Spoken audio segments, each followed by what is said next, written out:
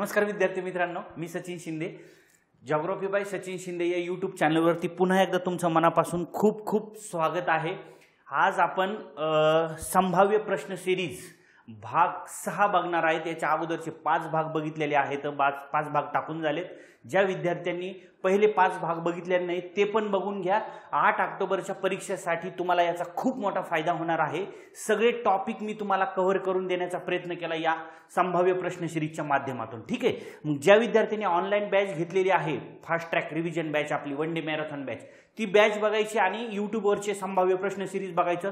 दुसरं काही करायची गरज नाही लागणार तुम्हाला. 15 पैकी 15 मार्क, 13च्या खाली तर यायलाच नाही पाहिजे. आपली टॅगलाईनच असेल 13च्या खाली यायचं नाही तुम्ही. ठीक आहे. चला, भाग नंबर 6 अतिसंभाव्य प्रश्न सिरीज.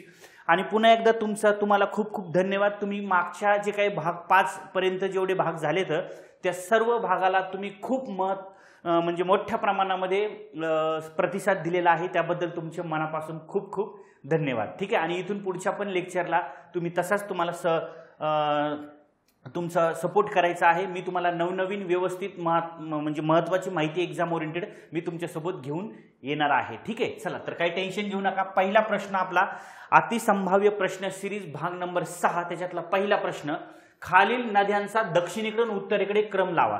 लक्षात घ्या, तुम्ही यावर्षी 21 मध्ये आणि 22 मध्ये जे एक्झाम झाले त्याच्या प्रश्नांचं स्वरूप जर तुम्ही झालेल्या प्रश्नपत्रिका जर बघितलं तर तुम्हाला उपनद्या ज्या आहेत, म्हणजे मुख्य नद्या, त्यांच्या उपनद्या, सहाय्यक नद्या, या नद्यांचा तुम्हाला उत्तर दक्षिण क्रम किंवा दक्षिण उत्तर क्रम किंवा मग त्या छोट्या नद्यांची लांबी, त्यांचा चढता क्रम, उतरता क्रम, असं तुम्हाला क्वेश्चन विचारले जात आहेत. ठीक आहे. त्यामुळे नवीन पॅटर्ननुसार लगेच आपण क्वेश्चन पण आयोगाच्या पॅटर्नप्रमाणेच सेट केलेले आहेत. ठीक आहे. बरोबर ना? प्रश्न तुम्हाला वाटतायत ना आयोगाच्या पॅटर्न सारखेच क्वेश्चन येतात.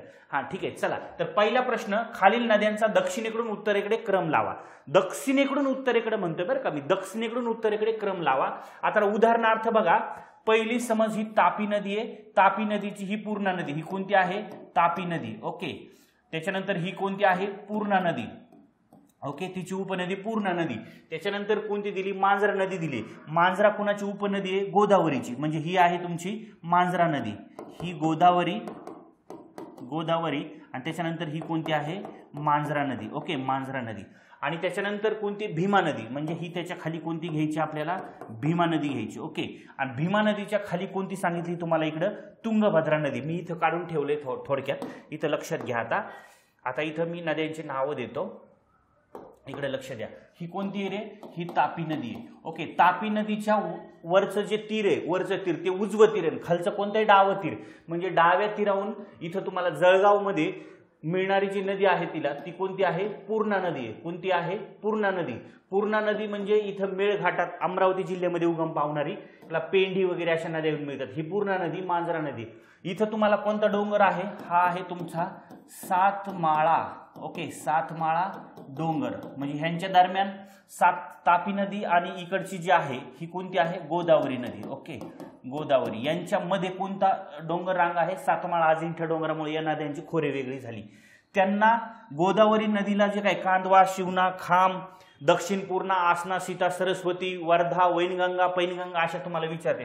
हे तुम्हाला कादवा, शिवना, खाम, त्याच्यानंतर दक्षिण पूर्णा, त्याच्यानंतर आसना, सीता, सरस्वती, त्याच्यानंतर तुम्हाला इकडची अशी पैनगंगा जाऊन मिळाली वर्धा नदीला, वर्धा नदी चपराळाला जाऊन मिळाली वैनगंगेला, आणि त्याच्यानंतर ही झाली प्राणहिता तयार, आणि ही कुणाला जाऊन मिळाली? इथं गोदावरीला. आणि इकडून येणारी इंद्रावती. अशा गोदावरीच्या उपनद्या आहेत कुठलच्या? डाव्या तीरावरच्या.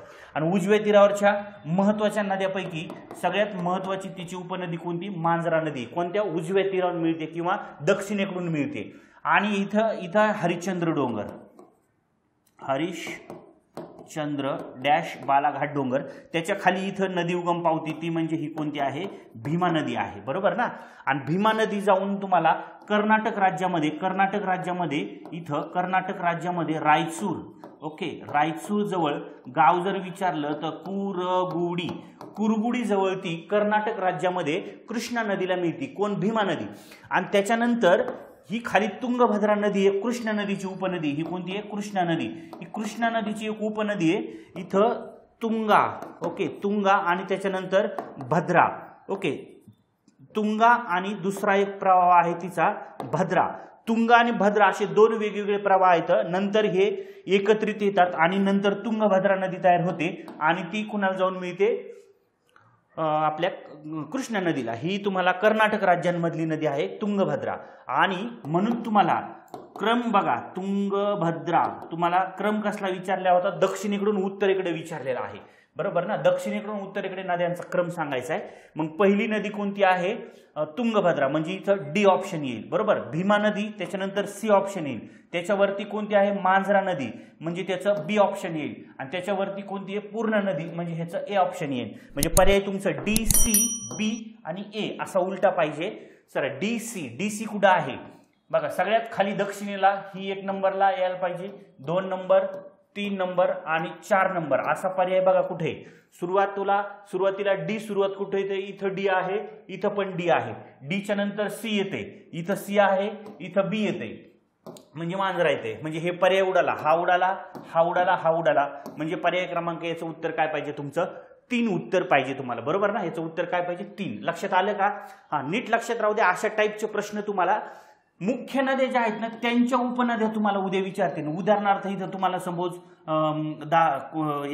कोणती पण एखादी नदी टाकली, ह्याच्या उपनद्या, ह्यांची उपनद्या, ह्याची उपनदी, ह्याची उपनदी, अशा मुख्य नद्याचे जे खोरे आहेत त्यांच्या सहाय्यक नद्या, उपनद्या त्या उत्तरेकडून दक्षिणेकडे उत्तरेकडे सांगतात. नाही तर ह्या छोट्या नद्यांची जी माहिती आहे मी यूट्यूबवरती एक सेक्शन घेतलेलं आहे 3 दिवसाचं, बरोबर ना. हा त्याच्यावरती तुम्हाला महत्त्वाच्या महाराष्ट्रातल्या उपनद्या ज्या आहेत त्या तुम्हाला घेऊन दिलेल्या आहेत. ठीक आहे, चला तर ह्याचा याचं उत्तर पाहिजे 1चं उत्तर 3. लक्षात राहू द्या. क्वेश्चन तुम्हाला असे प्रश्न आयोग विचारायला लागले, त्यामुळे या पद्धतीचा प्रश्न तुम्हाला यायला पाहिजे. ठीक आहे, चला नेक्स्ट क्वेश्चन नंबर 2. योग्य जोडी जुळवा. बघा कंबाईन म्हणलं का तुम्हाला धरणं, जलाशय प्रकल्प, जलविद्युत केंद्रे, हे फिक्स क्वेश्चन झालं तुम्हाला. 1 ते 2 क्वेश्चन फिक्स झाले, बरोबर ना. चलो तर याच्यामध्ये काय योग्य जोडी जुळवा. इकडे धरणं किंवा प्रकल्प दिलेत, नदी दिले आणि जिल्हा दिलाय. बघा अशा टाईपचा जो प्रश्न आहे ना मित्रांनो, हा या वर्षी म्हणजे मागची जी एक्झाम झालेली आहे आता, या परीक्षेला नवीन पॅटर्न पडलेला आहे असा. ओके, सगळे नवीन पॅटर्न नुसार तुम्हाला सगळा सिलेबस सेट करून मी पत्रिका, संभाव्य प्रश्नपत्रिका सेट केलेली आहे. तुम्हाला डायरेक्ट फील आला पाहिजे की आयोगाचा पेपर आहे. ठीक आहे, त्यामुळं मांडणी पण तशीच केलेली आहे. बघा तुम्हाला इकडे धरण, प्रकल्प, नदी आणि जिल्हा, बरोबर, म्हणजे कोणतं धरण आहे जे कोणत्या नदीवर आहे आणि ते कोणत्या जिल्ह्यात आहे असा योग्य क्रम असणारा अशी जोडी तुम्हाला शोधायची आहे. सगळ्याला माहिती आहे कोण कुठं आहे, कोणत्या नदीवर काय आहे. बोर धरण जे आहे, बोर धरण, बोरी म्हणजे बोर नदीच आहे ती. ओके, त्याच्यानंतर सायखेड धरण बघा, सायखेड सांगा रे, सायखेड, सॉरी चलो, गोसी खुर्द, इटियाडो, सायखेड, बोर नदीवरती बोर धरण आहे. सगळ्याला माहिती आहे बोर नदीवर बोर धरण कुठे आहे, बरोबर ना. चला त्याच्यानंतर सायखेड धरण, सायखेड तुम्हाला माहिती आहे ही खुनी नदी म्हणजे पैनगंगा नदीची आहे. इटियाडोह म्हणजे कोणत्या नदीवर येईल, कोशी खुर्द. बघा ह्या तिघांचं जर तुम्ही इकडे जोड्या जर पकडल्या तर आता सायखेड धरण खुनी नदीवर जर पकडलं तर इथे यवतमाळ जिल्हाच नाहीये ऑप्शन मध्ये, म्हणून हे पण कळलं. बोर नदीवर बोर धरण यवतमाळ हाच नाहीये. इटियाडोह धरण कुठे रे, इटियाडोह एमपीएससीनी खूप वेळा म्हणजे हे प्रश्न पण विचारून झालेला आहे. सांगा बरं इटियाडोह धरण कुठं आहे. इटियाडोह जर घेतलं तर तुम्हाला बरं कोशी खुर्द तुम्हाला कुठं सापडते बघा. कोशी खुर्दची जोडी लावा बरं, कुठं सापडते कोशी खुर्द, बरोबर ना.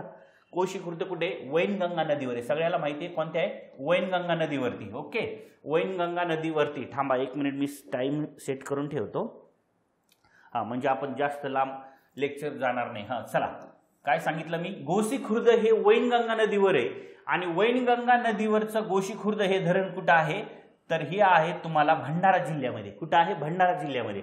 मग इटियाडोह नाही, इथं तुम्हाला मी माहिती दिली बघा. इथं जरा व्यवस्थित बघून घ्या. 8 ऑक्टोबरच्या अँगलनी तुम्हाला याचं जे उत्तर आहे ते मी तुम्हाला देतो.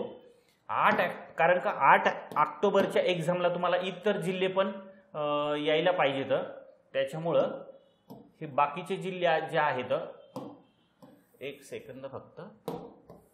आता उदाहरणार्थ हे पैनगंगा नदी. ओके, पैनगंगा नदीच्या उपनद्या जर आपण बघितल्या पटकन बघा. पैनगंगा नदी देऊळ घाटात उगम पावली. पैनगंगा नदीची डावं तीर आणि खालचं उजवं तीर, उजवे तीरावून एकच आहे कयाधू नदी येऊन मिळते आणि डाव्या तीरावून जे आहे तिला पूस नदी, पूस नदीवर पूस धरण, त्याच्यानंतर अरुणावती, त्याच्यानंतर अडाण, त्याच्यानंतर वाघाडी, खुनी आणि विदर्भा ह्या तिच्या उपनद्या आहेत आणि जाऊन ती चंद्रपूर जिल्ह्यामध्ये वडा किंवा धुग्गुस या ठिकाणी ती बल्लारपूर ऑब्लिक धुग्गुस ऑब्लिक वडा जिल्हा चंद्रपूर या ठिकाणी जाऊन ती कुणाला मिळते, वर्धा नदीला मिळते।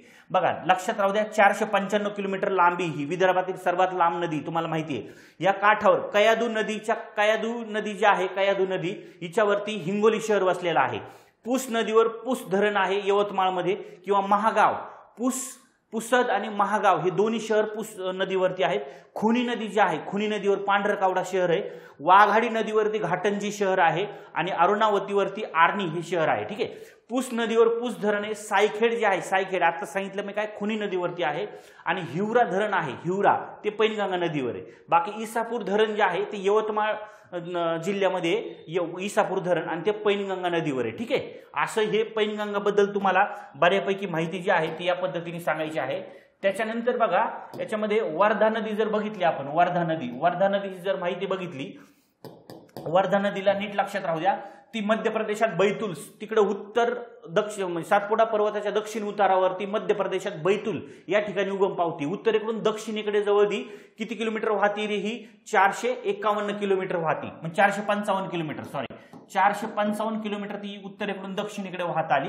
अमरावती जिल्ह्यामध्ये वरुळ या ठिकाणी म्हणजे निमठाण्याजवळ ती महाराष्ट्रामध्ये प्रवेश केला। अमरावती जिल्ह्यामध्ये निमठाण्याजवळ वर्धा नदी महाराष्ट्रात प्रवेश करते, लक्षात राहू द्या।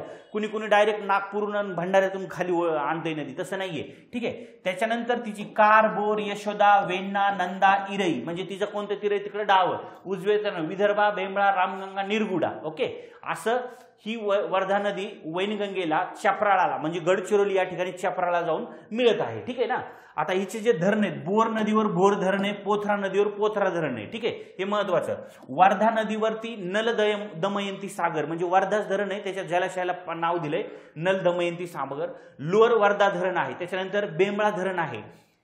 पैनगंगा नदीवर इसापूर धरण ते आपल्याला माहिती आहे महाराष्ट्रातलं 4थ्या क्रमांकाचं धरण, ते मोठं महाराष्ट्रातील 4थ्या क्रमांकाचं धरण आहे। बोर नदीवर बोर धरण, पोथरा नदीवरती पोथरा धरण। ठीक आहे, म्हणजे हे तुम्हाला वर्धा नदीबद्दल सांगायचे तर महत्वाचे पॉइंट। वर्धा आणि वैनगंगा नदीचा संगम जो आहे तो नांदेड सांगवीला होताना दिसायचा आहे। ठीक आहे, म्हणजे महत्वाचे पॉइंट काय टाकायचं आहे की विदर्भातील सर्वात लांबीची दक्षिण वाहिनी नदी, विदर्भातील सर्वात लांब वाहिनी कोणती होती, पैनगंगा, आणि वर्धा नदी विदर्भातली सर्वात लांब दक्षिण वाहिनी नदी आहे आणि विदर्भातली 2ऱ्या क्रमांकाची लांबीची नदी आहे। ठीक आहे, म्हणजे हे एक तुम्हाला महत्वाची तिची जाता जाता माहिती सांगतो। अजून तुम्हाला वैनगंगा, आता वैनगंगेबद्दल 2 पॉइंट बघून घ्या। वैनगंगे नदीवरच आपल्याला धरण राहिलंय, तेच एकदा कन्फर्म करून घ्या। आता बघा वैनगंगा, वर्धा झाली, पैनगंगा झाली, वैनगंगा जी आहे ती पण मध्य प्रदेशमध्ये तुम्हाला मैकल पर्वत रांगेमध्ये शिवनी जिल्हा आणि गोपालगंज या ठिकाणी उगम पावते। कधी कधी लक्षात राहू द्या, कधी तुम्हाला विचारते ना बाहेरच्या देशामध्ये उगम पावणाऱ्या नद्या ज्या की महाराष्ट्रातून पण वाहतात त्यांच्या उगमाचं ठिकाण जिल्हा आणि उगमाचं ठिकाण असं कधी कधी विचारलं जाऊ शकतं किंवा जोड्या लावामध्ये प्रश्न विचारला जाऊ शकतो। म्हणून तुम्हाला गोपालगंज, शिवनी जिल्हा, मैकल डोंगर रांग मध्य प्रदेशमध्ये ही नदी उगम पावली। उत्तरेकडून दक्षिणेकडे ती जी आहे ती 295 ऑब्लिक तुम्हाला देतोय 300 किलोमीटर ती उत्तरेकडून दक्षिणेकडे वाहती। 295 ऑप्शन मध्ये नसेल तर 300 किलोमीटर, 37,988 चौरस किलोमीटरचं क्षेत्रफळ आहे। वरून खाली आली बिरसोला गावाजवळ, गोंदिया जिल्ह्यातल्या बिरसोला गावाजवळ ती महाराष्ट्रात प्रवेश करते। ओके, आणि ही जी नदी आहे हिच्या डाव्या तीरावरच्या नद्या जर बघितल्या, बाग, पांगोली, त्याच्यानंतर चुलबंद, गाडवी, खोब्रागडी, पाल, काढाणी, पोटफोडी असल्या डेंजर नावाच्या नद्या तिच्या उपनद्या। उजव्या तीरावरून तिला कन्हान, पेंच, सूर, कोलार, नाग, जोग, पंढारी, मूल, अंधारी अशा तिच्या उपनद्या आहेत। एकत्रित येऊन प्राणहिता नदी तयार होते। ठीक आहे, बघा आता ही जी नदी आहे गोंदिया, भंडारा, नागपूर, चंद्रपूर, गडचिरोली अशा 5 जिल्ह्यांमध्ये या नदीचं खोरं तुम्हाला सांगायचंय। आणि याच्यावरती एक गाढवी नदी आहे, गाढवी नदी, कोणती गाढवी, इटिया डोह नावाचं धरण आहे। बघा इथं गाढवी नदी भंडारा गोंदियातून वाहणारी, तर या गाढवी नदीवर इटिया डोह धरण आहे आणि दिना नदीवर दिना धरण आहे। आणि गोंदिया जिल्हा जो आहे तो पांगोली नदी काठावर वसलेला आहे। 2 वेळेस प्रश्न आहे आयोगाचा, म्हणजे तुम्हाला मिळालं का गाढवी नदीवरचं कोणतं धरण आहे, इटिया डोह धरण आहे। जोडी काय लावायची होती तुम्हाला, गोसी खुर्द, इटिया डोह कोणत्या नदीवर आहे असं तुम्हाला आताच सांगितलंय मी, कोणत्या? गाढवी नदीवर. बरं, इथं गाढवी नदी आहे का? हे इटियाडोह आहे, पण गाढवी नदी आहे का? नाहीये. गोंदिया आहे, भंडारा आहे, पण नदीच नाही, म्हणून हे नाहीये, हे पण नाहीये. बोर नदीवर बोर धरण, बोरी नदीच नाही दिली तुम्हाला. होय, पूस नदीवर पूस धरण आहे. सायखेड धरण खुनी नदीवर, इटियाडोह नाही. आणि गोसी खुर्द हे वैनगंगा नदीवर धरण आहे, गोसी खुर्द, आणि ते कोणत्या जिल्ह्यात आहे? भंडारा जिल्ह्यामध्ये आहे. म्हणून याची योग्य जोडी असणारा पर्याय तुम्हाला निवडायचा आहे. मग अ च 1 आणि 4, अ च 1 आणि 4 पर्यायामध्ये बघा, अ च 1 इथं आहे पण इथं 2 आहे. अ च 1 आणि 4 म्हणजे पर्याय क्रमांक किती आहे? 3 आहे. अशा टाईपचा प्रश्न येणार आहे बरेचशा मुलांना बरं का. आता मागच्या वेळेस जो क्वेश्चन विचारलेला आयोगाने, याच्यावरती प्रश्न कसा सॉल्व्ह करायचा हे बरेच जणांना समजलंच नाही.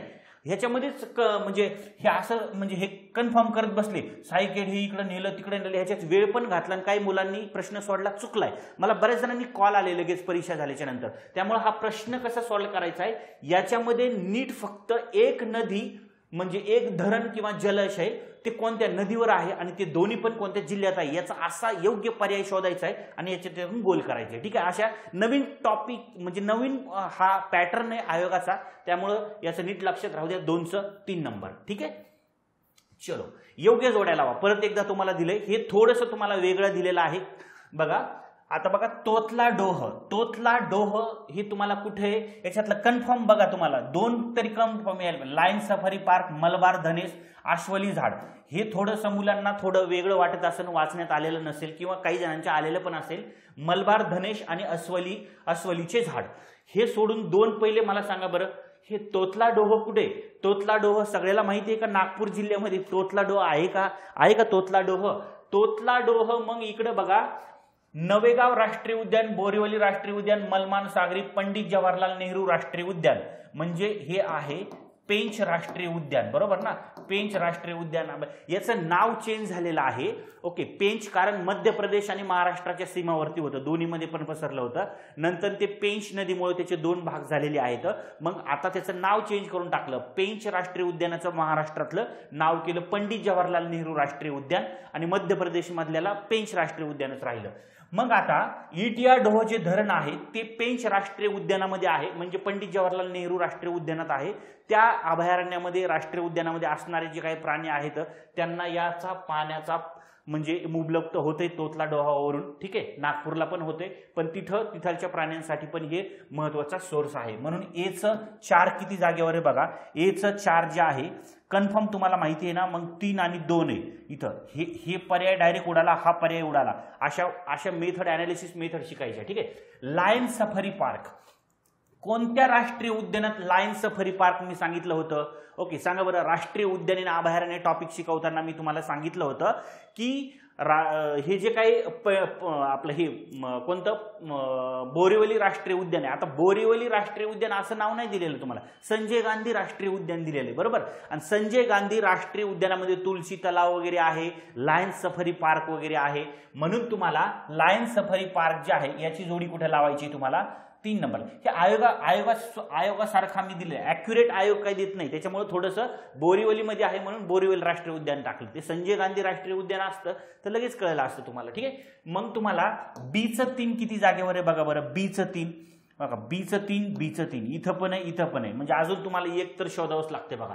मलबार धनेश जे आहे, मलबार धनेश जो आहे ना, हा एक पक्षी आहे मित्रांनो. मलबार धनेश मालवण सागरी उद्यानामध्ये महाराष्ट्रामध्ये फक्त एकाच ठिकाणी आढळतो, तो म्हणजे मालवण सागरी उद्यानामध्ये. आणि अस्वलीचे झाड जे आहे ते नवेगाव राष्ट्रीय उद्यान, ओके, गोंदिया तिकडे आढळते. तर याचा जो पर्याय मलबार, सीचं 1 किती जागेवर आहे बघा, सीचं 1 म्हणजे पर्याय क्रमांक तुम्हाला किती मिळालाय? 3 नंबर याचा मिळालेला आहे. याच्याबद्दल मी 1 मिनिटात माहिती सांगतो बघा. अस्वलीचे झाड जे आहे हे तुम्हाला नवेगाव राष्ट्रीय उद्यान जे आहे गोंदियामधलं, या ठिकाणी तुम्हाला ह्या प्रकारचे झाड तुम्हाला पाहायला भेटतात. आता अस्वली म्हणजे आपल्याला अस्वल दिसतं. ठीक आहे, अस्वलीचे झाड तुम्हाला नवेगाव राष्ट्रीय उद्यानामध्ये पाहायला भेटतात. आणि मलबार धनेश जो आहे तो पक्षी मी तुम्हाला दाखवतो. हे बघा, हा मलबार धनेश आहे. ऍक्च्युली याचं जे सायंटिफिक नेम आहे किंवा तो जो बाहेरच्या देशामध्ये जो आढळतोय त्याला ग्रेट हॉर्नबिल म्हटलं जातं. काय म्हणतात? Great hornbill.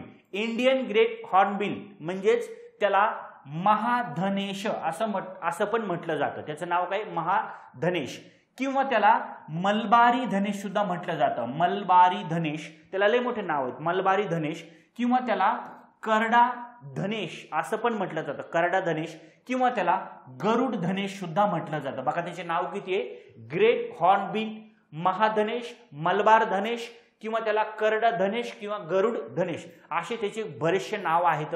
याच्या ज्या प्रजाती आहेत जगामध्ये जवळजवळ 55 प्रजातीचे असे पक्षी आहेत. बघा खूप लांब चोच असते याची आणि हे अशा घरट करून म्हणजे अशा ह्याच्यामध्ये राहतात. ह्याच्या म्हणजे एखाद्या म्हणजे आपला पोपट असते ना ते कसं झाडाच्या ह्याच्यामध्ये बीळ करतं आणि फक्त चोच बाहेर येईल एवढंच भाग आतमध्ये हे करत असतं. तसं हा पण ह्याची चोच लांबट आहे, हे फक्त पिल्लांना त्याच्यामध्ये अन्न वावळ आणलेलं ते आतमध्ये चोच ठेवून फक्त ते घालण्यात येतं. म्हणजे असा थोडासा एक वेगळा पक्षी भारतामध्ये तुम्हाला काही ठिकाणी पाहायला भेटतो. जगामध्ये ह्याच्या ज्या प्रजाती आहेत त्या खूप मोठ्या आहेत, याचे खूप मोठे वैशिष्ट्य आहेत आणि भारतामध्ये तुम्हाला याच्या सुरुवातीला ज्या आहेत ना ते 5 ते 6 प्रजाती पाहायला भेटत होता, पण नंतर हळूहळू तुम्हाला आता 9 प्रजातीचे तुम्हाला हे मलबारी धनेश म्हणजे करडा गरुड धनेश जो आहे महाधनेश हा आपल्याला पाहायला भेटतो. आता भारतामध्ये जर बघितलं तुम्ही तर भारतात हा जो पक्षी आहे बघा हा भारतात केरळ, आंध्र प्रदेश आणि म्यानमार या 3 राज्यांचा राज्य पक्षी आहे. या 3 राज्यांचा जर राज्य पक्षी जर तुम्हाला विचारला तर कोणता आहे हा, मलबारी धनेश किंवा गरुड राजस्थान धनेश असं तुम्हाला सांगायचं आहे. ठीक आहे, म्हणा महाराष्ट्राचा जसा राज्य पक्षी असेल, भारताचा म्हणजे सॉरी राजस्थानचा असेल, पंजाबचा असेल, राजस्थान, पंजाब, महाराष्ट्र ऑलरेडी विचारून झालं आयोगाने, बरोबर ना. म्हणून तुम्हाला केरळ, आंध्र प्रदेश आणि म्यानमार पूर्वेकडचे जे राज्य आहेत त्या राज्यांचा हा तुम्हाला राज्य पक्षी म्हणून याला ओळखलं जातं. मलबारी धनेशला महाधनेश त्यांना म्हटलं जातं, करडा गरुड असं वेगवेगळे नाव येतं. ठीक आहे, आणि त्यामुळे तुम्हाला लक्षात राहू द्या हे आपल्याला इकडे भारतामध्ये सुद्धा तो आढळतोय आणि महाराष्ट्रामध्ये जर काढला तो महाराष्ट्रामध्ये आता तो स्थलांतरित व्हायला लागलाय हळूहळू आपल्या ह्याच्यातून. तर बघा तो मलबार धनेश म्हणजे मालवण सागरी उद्यान जो आहे तिथं तुम्हाला हा मोठ्या प्रमाणामध्ये पाहायला भेटत आहे. ठीक आहे, तर 2चं उत्तर तुम्हाला 3 हे मिळून गेलेलं आहे. 3चं उत्तर सॉरी म्हणजे या प्रश्नाचं जे पर्याय म्हणजे क्रमांक जो आहे तो इथं काय झालाय चुकला होता. 3चं उत्तर काय आहे तुम्हाला 3. चलो नेक्स्ट क्वेश्चन. खालील विधाने लक्षात घ्यावं, योग्य विधाने असणारा पर्याय निवडायचा आहे. खालील विधाने घ्या, 4 नंबरचा प्रश्न. खालील विधाने लक्षात घ्यायचे, खाली विधानं वाचा आणि त्याच्यातलं कसलं विधान विचारलंय तुम्हाला, योग्य विधान तुम्हाला असणार म्हणजे बरोबर विधान असणारं जे आहे ती तुम्हाला काय करायचं आहे, निवडायचं आहे बरोबर विधान. ठीक आहे, कोणतं बरोबर विधान आहे मग, महाराष्ट्रात माळढोक पक्षी अभयारण्य माहिती आहे तुम्हाला. माळढोक पक्षी फक्त विचारताय, पुढे अभयारण्य नाव आहे का, नाहीये. महाराष्ट्रात माळढोक पक्षी अहमदनगरमध्ये, नागपूरमध्ये, बीडमध्ये तसेच सोलापूर जिल्ह्यात आढळतो. आता हे एवढ्या जिल्ह्यामध्ये हे पक्षी आढळतोय का बघा, काय डोक्यात कुणाच्या काय तयार झालंय उत्तर बघा. तर याचं उत्तर जे आहे हे एकदम बरोबर आहे, कारण का माळढोक पक्षी अभयारण्य जे आहेत ना, पहिलं माळढोक पक्षी अभयारण्य हे तुम्हाला एरियानुसार महाराष्ट्रातलं सर्वात मोठं पक्षी अभयारण्य आज पण आहे. ओके, माळढोक अभयारण्य. आता हे जे आहे तालुका करमाळा इथं एक आहे, तालुका करमाळाला एक आहे म्हणजे जिल्हा अहमदनगर म्हणजे हे इकडे सोलापूर आणि अहमदनगरच्या सीमावरती आहे. Solapur okay plus Ahmednagar. Okay, Solapur आणि अहमदनगर या 2 जिल्ह्यांच्या सीमावरती तुम्हाला हे पाहायला भेटेल. 1969 मध्ये याची स्थापना झाली होती बरं का. 1969 मध्ये याची स्थापना होती आणि क्षेत्रफळानुसार म्हणजे 1229 जवळजवळ त्याचं क्षेत्र आहे, 1229 चौरस किलोमीटर. त्याच्यामुळे हे महाराष्ट्रातलं सर्वात मोठं हे मानलं जात होतं. आता दुसरं एक नवीन माळढोक एक आलंय, नवीन माळढोक अभयारण्य एक केलेलं आहे. एडसी रामलिंगम घाट. कुठं आहे, एडसी रामलिंगम घाट.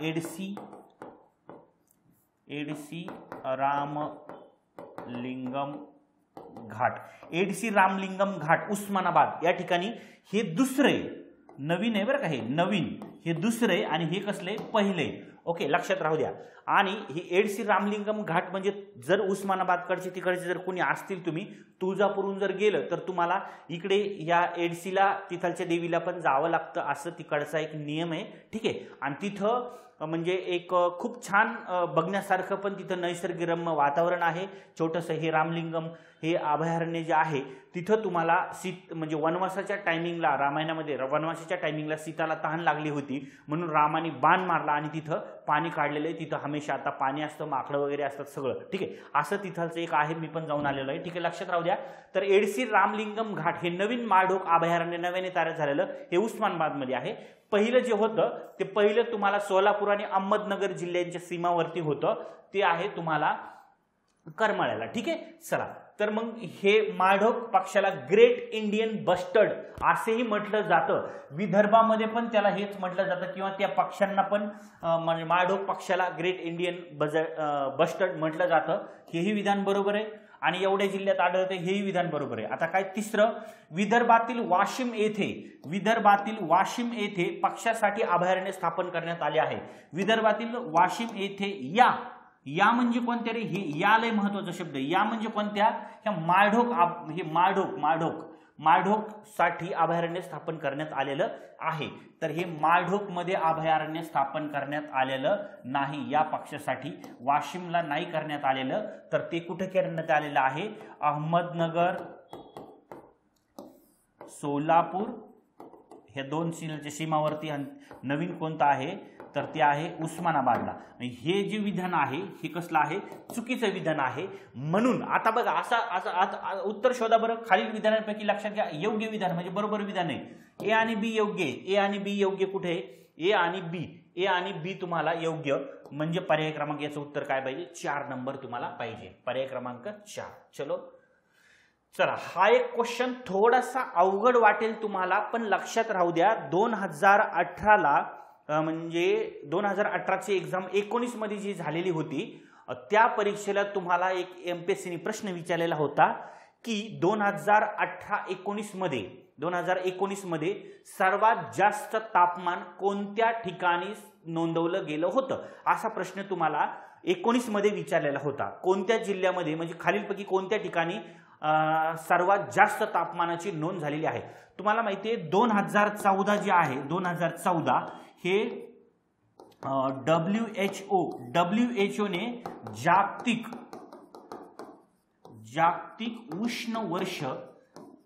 उष्ण वर्ष म्हणून घोषित केलेलं होतं. 2014 हे WHO ने काय केलेलं होतं, जागतिक उष्ण वर्ष म्हणून जाहीर केलेलं होतं. या 2014 मध्ये तुम्हाला 47.5 अंश सेल्सिअसची तापमानाची नोंद झाली होती महाराष्ट्रामध्ये. म्हणजे कुठं, गडचिरोलीला. किती, 47.5 अंश सेल्सिअसची नोंद झालेली होती. 7 अंश म्हणजे 5 अंश. त्याच्यानंतर तुम्हाला 47.7 अंश सेल्सिअसची परत एकदा नोंद झालेली होती. आणि त्याच्यानंतर 2019ला काय झालं की भीरा म्हणजे काय, भीरा म्हणजे आपलं रायगडमध्ये तुम्हाला 48 अंश सेल्सिअसची नोंद झालेली होती. 48 पॉइंट समथिंग होतं. 48 अंश सेल्सिअस तापमान म्हणजे हे आतापर्यंतचं महाराष्ट्रातलं सर्वात जास्त तापमानाची नोंद तुम्हाला सांगितलेली आहे. ओके, हे भीराला दाखवलं होतं. भीरा कुठे, रायगड कुठे, कोकणामध्ये. आणि आपल्याला याच्या अगोदर एमपीएससीने प्रश्न विचारला होता की कोकणातील जे टेम्परेचर आहे, कोकणातील टेम्परेचर हे 41 अंश सेल्सिअस पेक्षा जास्त जात नाही, असे याच्या अगोदर जुना प्रश्न आहे आयोगाचा 12-13चा. ठीक आहे. पण आता 2019ला रायगडला सगळ्यात जास्त तापमानाची नोंद झाली होती. 48.7 अंश सेल्सिअसची नोंद झाली होती समथिंग. ठीक आहे. मग हे आतापर्यंत सगळ्यात जास्त तापमानाचं वर्ष. हे जर आयोग जर विचारते तर मग तुम्हाला हे आत्ता 20 मध्ये जे काही 20-21 मध्ये जे झाली घडामोड हेही तुम्हाला आयोग विचारलं जाऊ शकतं. प्रश्न ऐका, राष्ट्रीय महासागरीय ओशनॉलॉजी, महासागरीय व वातावरणीय प्रशासनाच्या, क्लायमेटॉलॉजी, वेदरलँड, वातावरणीय प्रशासनाच्या NOAA या राष्ट्रीय पर्यावरण माहिती विश्लेषण केंद्रानुसार, हे काय माहिती विश्लेषण केंद्र आहे, या माहिती विश्लेषण केंद्रानुसार डॅश हा महिना डॅश हा महिना 2021 मधील 142 वर्षातील 6वा सर्वात उष्ण महिना आहे। हे खूप खतरनाक आहे बघा। याच्या अगोदर 2020 मध्ये सुद्धा म्हणजे सगळ्यात जास्त नोंद झालेली आहे उत्तर गोलार्धामध्ये। त्यामुळे 2020 ला पण झाली आणि 2021 मधलं तुम्हाला हे म्हणजे आतापर्यंत 6 वर्ष म्हणजे 6वा सर्वात उष्ण महिना। याच्या अगोदर किती होऊन गेले तर 5 आणि हा 6वा आहे। खूप महत्त्वाचा प्रश्न आहे बघा।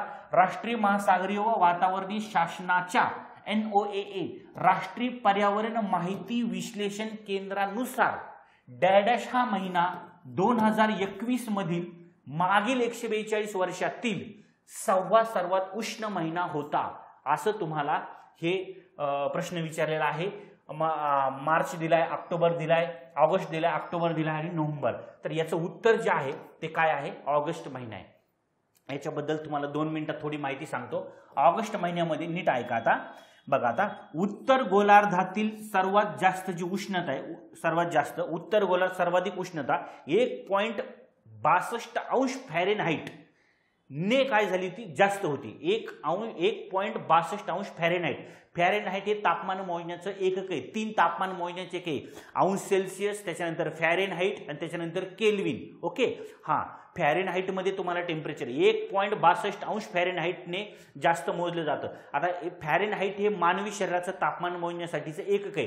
98.42 अंश फॅरेनहाइट हे असते आपल्या मानवी शरीराचं म्हणजे सर्वसाधारण तापमान किंवा निरोगी व्यक्तीचं सर्वसाधारण तापमान असं जसं ते 37 अंश सेल्सिअसच तुम्हाला फॅरेनहाइट मध्ये कन्वर्ट केलं तर ते 98.42 अंश फॅरेनहाइट असतं।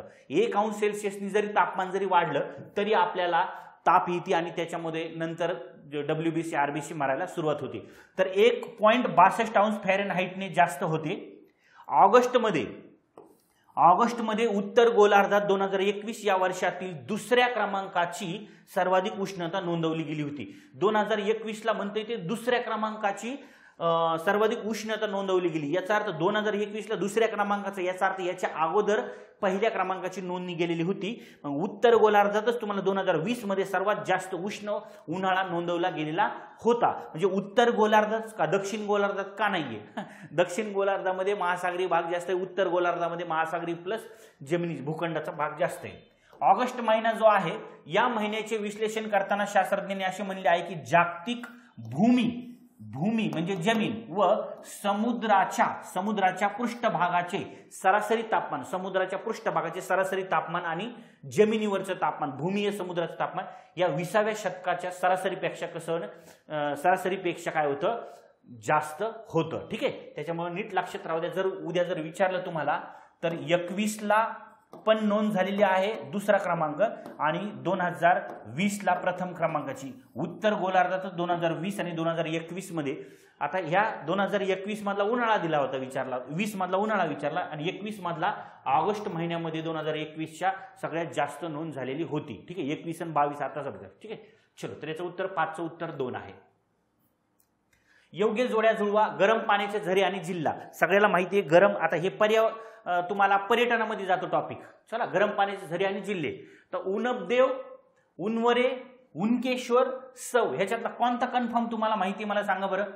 उनबदेव जो आहे, देव चांगदेव वगैरे ते जे आहे हे बऱ्यापैकी तुम्हाला हे उत्तर महाराष्ट्रामध्ये जळगाव जिल्ह्यामध्ये आणि नंदुरबार जिल्ह्यामध्ये देव असं शेवटला नाव येणार, लक्षात राहू द्या। उनबदेव जो आहे तो कुठं आहे? जळगावला। अचं 4 किती जागेवर आहे? अचं 4 एकाच जागेवर आहे। विषय संपला, इथंच उत्तर मिळालं तुम्हाला। किंवा नांदेडकर कार्यकर्ते आपले, नांदेडकर बाई, नांदेड उनकेश्वर कुठे आहे रे भाऊ? उनकेश्वर आहे नांदेडला। कचं 3 किती जागेवर आहे? कचं 3 इथं आहे। उनवरे जे आहे, उनवरे आता हा कुठं राहिलाय बघा। उनवरे जो आहे हे कुठं आहे? रत्नागिरी का रायगड? मग आता इथं उत्तर मिळून जाईल ना, किती आहे? उन्नवरे बचं किती? 1 आहे, 1 म्हणजे रत्नागिरीला। ओके, आणि सौ जो आहे सौ तुम्हाला आहे रायगडला। म्हणून याचं उत्तर जे आहे तुम्हाला 1 नंबर द्यायचा आहे। महाराष्ट्रातील इतर ठिकाणचे तुम्हाला जर गरम पाण्याचे झरे जर विचारले तर नीट लक्षात घ्या बघा। सगळ्यात नंदुरबारला जर तुम्ही गेलात, नंदुरबार जिल्ह्यामध्ये लवकर घ्या म्हणजे 8 ऑक्टोबरच्या परीक्षेसाठी तुम्हाला कामी येतील। नंदुरबार जिल्ह्यामध्ये बघा दरावीपूर आहे, त्याच्यानंतर अनवदेव आहे, ठीक आहे. धुळ्यामध्ये तुम्हाला इंदेव आहे, इंदेव धुळ्यामध्ये. जळगावमध्ये चांगदेव, आडावद, उनबदेव आणि नागझरदेव. नागझरदेव बघा, देवदेव, नागझरदेव. इथं तुम्हाला देव, इथं पण देव आहे. हे सगळे उत्तर महाराष्ट्रातले, ठीक आहे. इकडे तुम्हाला पालघर मध्ये जर गेलात, पालघर आणि ठाण्यामध्ये बघा दातिवरे, दातिवरेची खाडीसारखं दातिवरे. त्याच्यानंतर गणेशपुरी आहे, कोकणेर आहे, अकलोली आहे, वज्रेश्वरी, सीतावली आहे, ठाणे पालघर. रायगडमध्ये तुम्हाला उन्नेर, त्याच्यानंतर साव आणि वडवली. रत्नागिरीमध्ये बघा उनवडे म्हणजे उनवरे, मड, राजापुरी, राजापुरी लक्षात राहू द्या. अरवली, त्याच्यानंतर अरवली म्हणजे येरवली, ती अरवली नाही, अरवली पर्वत नाही, अरवली. त्याच्यानंतर खेड, तुरळ, त्याच्यानंतर गोळवली, त्याच्यानंतर फणसवणे, त्याच्यानंतर राजावाडी. सगळ्यात जास्त तुम्हाला रत्नागिरीमध्ये गरम पाण्याचे झरे पाहायला भेटतील. नांदेड जिल्ह्यामध्ये जर गेलात उनकेश्वर आणि यवतमाळमध्ये सोडाला काप्रेश्वर. हे काप्रेश्वर आणि उनकेश्वर, नांदेड आणि यवतमाळमध्ये काही मुलांचं कन्फ्यूज होऊ शकतं बरं का, त्यामुळे नीट लक्षात राहू द्या. काप्रेश्वर हे यवतमाळमध्ये आणि नांदेडमध्ये उनकेश्वर, ठीक आहे. सर्वाधिक गरम पाण्याचे झरे तुम्हाला कोकणामध्येच पाहायला भेटतील. गरम पाण्याचे झरे म्हणजे गिझर, फवारी काय असतं तर पृथ्वीच्या भूगर्भातून जो काय तप्त शिलारस मॅग्मा वरती येत असतो, तो जर जाड प्लेट असेल आणि एक हलकी प्लेट असेल तर ह्या दोघांमध्ये टक्कर झाल्या आणि ती प्लेट जर तुटली नाही, नुकसान नाही झालं तर म्हणजे त्या जमिनीला खालच्या भूगर्भातून असे भेगा पडतात, छोटे छोटे बारीक भेगा पडतात आणि तिथून तो लावारसची वाफ म्हणजे उष्णता ती वरती येते आणि त्या वरती येताना त्या संपर्कात जर वरच्या ठिकाणी जर लेअर वरती जर समुद्र असेल, पाणी असेल आणि तिथून ती वरती येत असेल, म्हणून तिथलचं पाणी त्या ज्वालामुखीच्या उद्रेकामुळे किंवा त्या खालच्या लावारसाच्या उष्णतेमुळे ते गरम होतं, म्हणून त्याला आपण म्हणतो गिझर म्हणजे गरम पाण्याचे झरे. ओके. वज्रेश्वरीचा जो काही गरम पाण्याचा झरा आहे ठाणे जिल्ह्यामध्ये, तालुका भिवंडीला आहे. वज्रेश्वरी देवीच्या नावावरून त्याला वज्रेश्वरीचं दिलेलं आहे. येथे लहान मोठे 21, खूप मोठे 21 असे लहान मोठे वज्रेश्वरीच्या जवळपास काय आहेत गरम पाण्याचे झरे तुम्हाला पाहायला भेटतील. येथे जवळ अरवली, अक्रोली, साठवली, गणेशपुरी सरोवर हे खूप मोठे सरोवर आहेत. 43 ते 49 अंश सेल्सिअस तापमान जवळजवळ त्या पाण्याचं तुम्हाला पाहायला भेटते. म्हणजे एवढे मोठे गरम पाण्याचे झरे तुम्हाला इथे पाहायला भेटतील, ठीक आहे. चला, तर उद्या जर प्रश्न विचारला तर तुम्हाला हे सगळे महाराष्ट्रातले सांगितले तर त्याची जोडी लावून घ्या. याचं उत्तर 6चं उत्तर आहे 1 नंबर. चलो नेक्स्ट क्वेश्चन. खालीलपैकी कोणत्या जिल्ह्यात मॅग्नीजचे साठे आहेत? बघा, तुम्हाला आत्ताची जी एक्झाम झाली आहे या एक्झामला तुम्हाला बॉक्साईडवर प्रश्न विचारला होता, कोणत्या जिल्ह्यामध्ये बॉक्साईड. चलो नेक्स्ट बघा, आता खालीलपैकी कोणत्या जिल्ह्यात मॅग्नीजचे साठे. आता मॅग्नीज जे आहे आणि बॉक्साईड जे आहे ना, हे जवळपास जांभ्या खडकामध्ये आणि इतर खडकांमध्ये पण पाहायला भेटतं. आता महाराष्ट्राच्या पश्चिमेला आपल्याकडे जांभा खडक आहे. विदर्भात जो आहे, पूर्व विदर्भात सुद्धा तुम्हाला गडचिरोलीच्या तिथे तुम्हाला पण जांभा खडक पाहायला भेटतो. आता बघा, पण आता इथं तुम्हाला मॅग्नीज महाराष्ट्रामध्ये मॅग्नीजचे साठे महाराष्ट्रामध्ये कुठे कुठे आहेत तर बघा, तुम्हाला याचे मॅग्नीजचे साठे आहेत नागपूरला आहेत, भंडाऱ्याला आहेत आणि सिंधुदुर्गला आहेत, ठीक आहे. नागपूर, भंडारा आणि सिंधुदुर्ग याचं उत्तर पाहिजे तुम्हाला.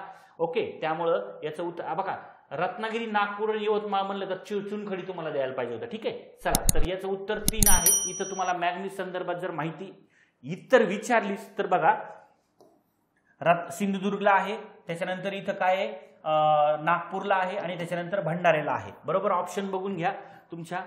बघा, नागपूर, भंडारा आणि सिंधुदुर्ग. इकडं नागपूर, भंडारा आणि सिंधुदुर्ग 3 मध्ये. सिंधुदुर्गमध्ये तुम्हाला सावंतवाडी आणि वेंगुर्ला, रेडी बंदर, कणकवली, फोंडा घाट एवढ्या ठिकाणी तुम्हाला मॅग्नीजचे साठे आणि उत्पादन आढळेल तुम्हाला.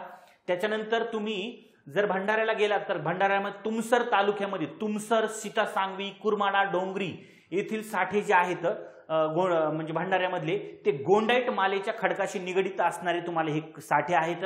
आणि त्यामध्ये तुम्हाला सिलोमिलोन हे खनिज तुम्हाला त्या ठिकाणी उद्या जर तुम्हाला असं विचारलं जाऊ शकतो, भंडारा जिल्ह्यातील बॉक्साईडचे जे साठे आहेत हे तुम्हाला कोणत्या स्वरूपात सापडतात तर गोंडाईट मालेच्या खडकाशी निगडित सापडतात, पण कशामध्ये सिलोमिलोन हे खनिज त्या ठिकाणी सापडते.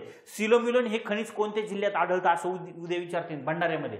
नागपूरमध्ये तुम्हाला सावनेर तालुक्यामध्ये खापा गावापासून ते रामटेक तालुक्यामध्ये असा सलग तुम्हाला मॅग्नीजचा पट्टा आहे. तुम्हाला याच्या अगोदर आयोगाने विचारला होता, रामटेक ते सावनेर असा सलग पट्टा कोणता खनिज उत्पादक पट्टा म्हणून ओळखला जातो तो मॅग्नीजचा आहे.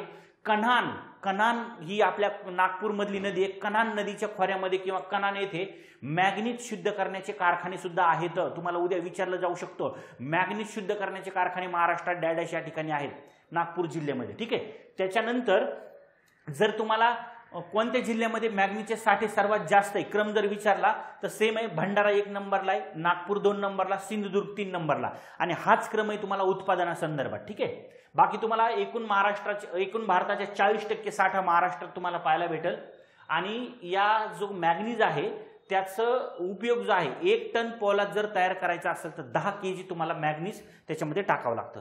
बाकी तुम्हाला भंडारा आणि नागपूर जिल्ह्यामध्ये मॅग्नीजचे साठे आर्कियन कालखंडातील आहेत. सगळ्यात जुने प्राचीन जे खडक आहेत आर्कियन कालखंडातील ते खडक म्हणजे आहेत आणि तिथं सलग अशा माला आहेत. माला म्हणजे सौसर आणि साकोली या धारवाड श्रेणीचा प्रस्तरभंग होऊन तुम्हाला या माला इथं पाहायला भेटतील. ठीक आहे. तर मॅग्नीज तुम्हाला सांगायचं सिंधुदुर्ग, भंडारा आणि त्याच्यानंतर नागपूर. याचं उत्तर तुम्हाला मिळालं 3 नंबर. चलो नेक्स्ट क्वेश्चन.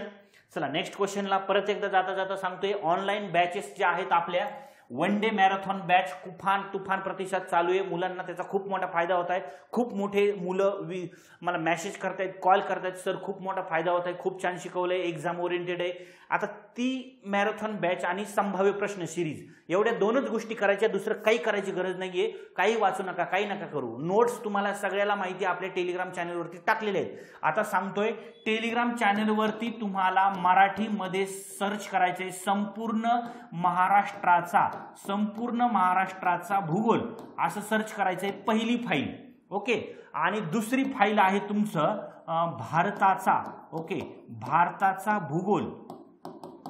भारताचा भूगोल बाय सचिन शिंदे. अशा 2 फाईल आहेत तुम्हाला. बाकी राज्यसेवेची जे करते त्यांना पण आहेत. Physical geography, human geography, remote sensing, climatology सगळे दिले. ह्या 2 सध्याला तुम्हाला महत्वाचे आहेत. हे डाउनलोड करा. ठीक आहे. बघा वन डे मॅरेथॉन बॅच चालू आहे. 19 तासामध्ये होऊन जातंय. 19 तासामध्ये म्हणजे 19 व्हिडिओ आहेत सगळा तुमचा होऊन जातोय. संयुक्त गट ब पूर्व परीक्षा त्याची पण बॅच आहे तुम्हाला. संयुक्त गट क पूर्व परीक्षा वन डे मॅरेथॉन संयुक्त क जे पोरं इकडे तुम्हाला PSI मुख्यला आहेत किंवा ग्रुप सीच्या ज्या काही मुख्य परीक्षा होणार आहेत त्या परीक्षेला तुम्हाला वन डे मॅरेथॉन याच्यामध्ये 14 तासामध्ये तुमचं रिव्हिजन होणार आहे. 14 तासाचं रिव्हिजन आणि इकडची संपूर्ण महाराष्ट्राचं भूगोल याच्या बाहेर काही करू नका. सगळे क्वेश्चन 10चे 10, 8चे 8 तुम्हाला इकडे मिळून जातील. वनसेवा मुख्य परीक्षा बॅच चालू आहे. बेसिक फाउंडेशन बॅच चालू होते. राज्यसेवा मुख्य परीक्षेची बॅच चालू आहे. ठीक आहे. सगळ्या बॅचेस आहेत. तुम्हाला प्ले स्टोर वरती जायचंय, geography by Sachin Shinde app download करायचं. ओके. आणि त्याच्यावरून हे बॅच ज्या आहेत त्या तुम्हाला कोणाला ज्याला घ्यायच्या आहेत त्या घेऊन टाकायचे. युट्यूब चॅनल तुम्हाला सगळ्याला माहिती आहे geography by Sachin Shinde. Telegram channel सगळ्याला माहिती आहे जिओग्राफी बाय सचिन शिंदे. किंवा तुम्ही सर्च करा GEO सचिन सर हे टाकलं का लगेच जिओग्राफी बाय सचिन शिंदे तुम्हाला चॅनल ओपन होईल टेलिग्रामचं. त्याच्यामध्ये सगळ्या नोट्स तुम्हाला टाकल्यात. जी महत्वाची माहिती आहे हे काही संभाव्य प्रश्न सिरीज जे चालू आहे याच्या ही जी काही PPT आहे ही PPT तुम्हाला हे इमेज एक्सप्लेनेशन आणि हे क्वेश्चन याची PPT तुम्हाला आपल्या टेलिग्राम चॅनलवरतीच भेटणार आहे. म्हणजे युट्यूबचं लेक्चर खोलायचं, ते प्रश्नपत्रिका झेरॉक्स काढायची आणि लेक्चर बघायचं आणि त्याचं ॲनालिसिस करायचं. ठीक आहे. म्हणजे तुमचा एकही मार्ग जाणार नाही. कुणाला काही अडचणी असेल तर नंबर दिलेला आहे तुम्हाला 9923739323 व्हॉट्सअप नंबर आहे. इथं कॉल करा. कॉल जर नाही उचलला तर मेसेज टाकून ठेवा. मी प्रत्येक विद्यार्थ्यांचा वैयक्तिक मी स्वतः मेसेजचं उत्तर देतो किंवा कॉल करत असतो. त्यामुळे बिलकुल टेन्शन नाही घ्यायचं. बी फ्री, असं फ्री माइंडने अभ्यास करायचा आहे. काही जरी अडचण आली तरी तुम्ही मला कॉल करायचा आहे किंवा तुम्ही मला मेसेज करायचा आहे. बिलकुल टेन्शन नाही घ्यायचं. मी तुम्हाला 100% तुम्हाला 24 तास म्हणणार नाही पण बऱ्यापैकी जास्तीत जास्त वेळ जो आहे तो तुम्हाला मी अवेलेबल असणार आहे. 24 तास नको. 24 तासाची स्टोरी माहिती तुम्हाला. 24 एक पिदाड माणूस तर ते काय झालं म्हणजे बीडमधलीच घटना आहे. एक सिव्हिल हॉस्पिटलच्या तिकडं तर एक पिदाड माणूस होतं म्हणजे ते बीड शहरात आलेलं होतं. तर ते दारू बिरू पिलं, मस्त एन्जॉय केला आणि ते त्याच्या एन्जॉयच्या नादामध्ये त्याला समज जास्त झाली असेल, काय झालं असेल तर त्याला घरी जाईपर्यंत त्याच्या गावाकडे जाणारे एसट्या सगळ्या निघून गेल्या, वाहनं सगळे निघून गेली. ठीक आहे. ही रात्रभर बोंबामारी फेक बसलं इकडे शहरामध्ये. नंतर काय झालं की मग त्याला पिदाड म्हणजे फुल टू पिदाड नसते, त्याच्या ती बी लय हुशार असते. चला तर ते रोडना जाताना काय झालं, एका ठिकाणी त्यांनी बोर्ड वाचला 24 तास सेवा उपलब्ध. ओके 24 तास सेवा उपलब्ध डॉक्टरचा एक वाचला होता बोर्ड त्यांनी. म्हणून मग ते गेलं डॉक्टरकडे, त्यांनी बेल वाजली त्याची रात्री 2 वाजता डॉक्टरला उठवलं आणि त्याला म्हणला एक पेशंटला अर्जंट आहे. आता 2 वाजेपर्यंत त्याची जिरली ना सगळी उतरली. मग ते डॉक्टरकडे गेलं आणि विचारलं की बाबा चला तुम्हाला गावाकडे यावं लागतं ना, अर्जंट एक सिरियस पेशंट आहे आणि त्या पेशंटला तुम्हाला पैशाची काही म्हणजे टेन्शन घ्यायचं नाही, पैसे तुम्हाला जेवढे पाहिजे तेवढे भेट देते ना, पण पेशंट वाचलं पाहिजे, त्यामुळे तुम्ही तुमची गाडी काढा आणि लवकर चला तिकडून इकडं पेशंट नाही आणू शकत. ठीक आहे. म्हणून मग डॉक्टरला वाटलं जेवढे पैसे पाहिजेत म्हणले तर डॉक्टर बघितलं, ते गेलं त्याला घेऊन बसवलं कार्यकर्ता आणि घाटाच्या वरती गेल्याच्या नंतर मग आता ते म्हणला गाडी इथं बाजूला लावा आणि तुम्ही इथंच थांबा म्हणले, पेशंट आम्ही इकडे उचलून आणतोच कारण का पाऊस झालाय त्याच्यामुळं तिकडे गाडी जाणार नाहीये. मग हे डॉक्टर गेलं तिथंच थांबलं गाडीमध्ये, ते गेलं घरी जाऊन झोपलं आपलं रिकामं. डॉक्टर 4 वाजेपर्यंत 5 वाजेपर्यंत तिकडे घाटात, तिथून आलं सकाळी आल्या हे 24 तासाचा बोर्ड चेंज केला आणि तिथं ठेवला 12 तास सेवा उपलब्ध. ठीक आहे. एखाद्याला 24 तास म्हणले ते रात्री 2 वाजता कॉल करते, सर याचं काय उत्तर आहे. ठीक आहे. चला तर लक्षात राहू द्या. सांगायचा मुद्दा हा आहे की तुम्हाला मी अवेलेबल असणार आहे यूट्यूबच्या माध्यमातून, टेलिग्रामच्या माध्यमातून आणि फोन कॉलच्या माध्यमातून. ठीक आहे. तिन्हीपैकी कुठेही आपल्याला संपर्क करू शकता. ज्यांना बॅच जॉईन करायच्यात लवकरात लवकर त्यांनी ह्या बॅच जॉईन करून घ्या. चला पुढचा प्रश्न, खालीलपैकी कोणता राष्ट्रीय महामार्ग महाराष्ट्रातून सुरू होऊन महाराष्ट्रातच संपतो? तर बघा मी एक यूट्यूबवरती तुम्हाला वाटलं असतं, बरेच जणांचे कॉल आलेत आणि मॅसेज पण आलेत की राष्ट्रीय महामार्गावरती एक लेक्चर घ्या. तर मी लेक्चर टाकतो तुम्हाला याच्यावरती. नवीन राष्ट्रीय महामार्ग बदलले तर आता सपोज पहिला भारतातला उत्तर दक्षिण कॉरिडॉर होता 7, बरोबर ना, या 7ला आता नवीन नंबर मिळालाय तुम्हाला 44. आता फक्त नंबर चेंज झालाय, बरोबर ना, नंबर चेंज झालाय. 7च्या ऐवजी काय झालाय 44 झालाय. आता पहिला जो 7 होता तो वाराणसीवरून वाराणसी आणि त्याच्यानंतर खाली असा नागपूर कन्याकुमारी पर्यंत गेला होता. पण आता काय केलंय, या वाराणसीहून इकडे श्रीनगरला नेलाय. ओके, म्हणजे आता जो आहे 44 तो श्रीनगर वाराणसी दिल्ली आणि तसाच खाली कुठे गेलाय कन्याकुमारीला गेलेला आहे. क्रमांक चेंज झालाय, मार्ग चेंज झालाय का? नाही, मार्ग इकडचा चेंज झालाय, इथं वाढवलाय. मग NH 7च्या ऐवजी त्याला 44 दिलंय. पण मग NH 7 आता कुठं गेलाय, मग हे नंबर कुणाला दिलाय, हा कुठलचा राष्ट्रीय महामार्ग आहे? ठीक आहे ना. मग तसं असे नवीन महामार्ग आलेले आहेत आणि त्याच्यावर MPSC प्रश्न विचारायला लागले. मी 100% तुम्हाला लवकरात लवकर पूर्ण राष्ट्रीय महामार्गावरती महाराष्ट्र आणि भारताच्यावर लेक्चर टाकेल. चला इकडे बघून घ्या. आता खालीलपैकी कोणता राष्ट्रीय महामार्ग महाराष्ट्रातून सुरू होऊन महाराष्ट्रातच संपतोय? आता जो NH 61 आहे, NH 50 म्हणजे NH 60 आहे. NH जो 60 आहे त्याचं जुनं नाव काय होतं? NH 50 होतं. काय जुने नाव NH 50 होतं आणि हा कुठं होता? पुणे टू नाशिक. कुठं होता? Pune to Nashik. Okay, Pune to Nashik आहे. पण आता हा मार्ग तोच राहिलाय, पण राष्ट्रीय क्रमांक म्हणजे नॅशनल हायवेचा त्याचा क्रमांक काय झालाय? चेंज झालेला आहे. 50च्या ऐवजी आता नवीन नंबर काय झालेला आहे? 60 झालाय, NH 60.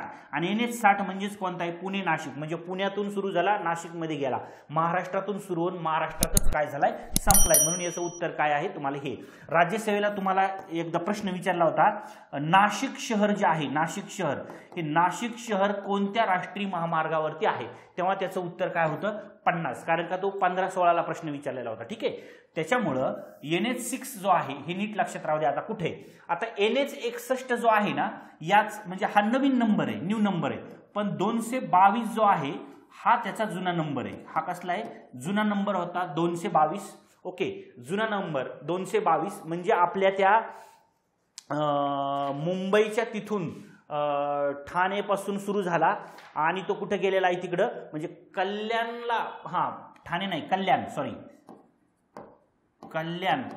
पासून सुरू झाला. कल्याण ते इकडं पुढं तेलंगणामध्ये निर्मल. ओके, निर्मल तेलंगणाच्या तिकडं असा गेलेला आहे. कोणता? NH 222. त्याचा नवीन नंबर आता कोणता आहे? NH 61 आहे. मग कल्याण निर्मलला गेला. निर्मल म्हणजे तेलंगणाकडे. म्हणजे हा तर महाराष्ट्रात सुरुवात होऊन महाराष्ट्रात संपला नाहीये, बरोबर ना. NH 48 NH48 सगळ्याला माहिती ना रे, NH48 कुठे आहे? इथं दिल्लीला सुरू झाला, दिल्लीवरून तो इकडे कुठं आलेला आहे? मुंबईला, दिल्लीवरून मुंबई, ओके मुंबई, आणि मुंबईवरून तो इकडे पुढे कुठे गेला आहे? चेन्नईला गेलेला आहे, चेन्नई, ओके. म्हणजे हा काय आहे? NH48 आहे, ओके. NH48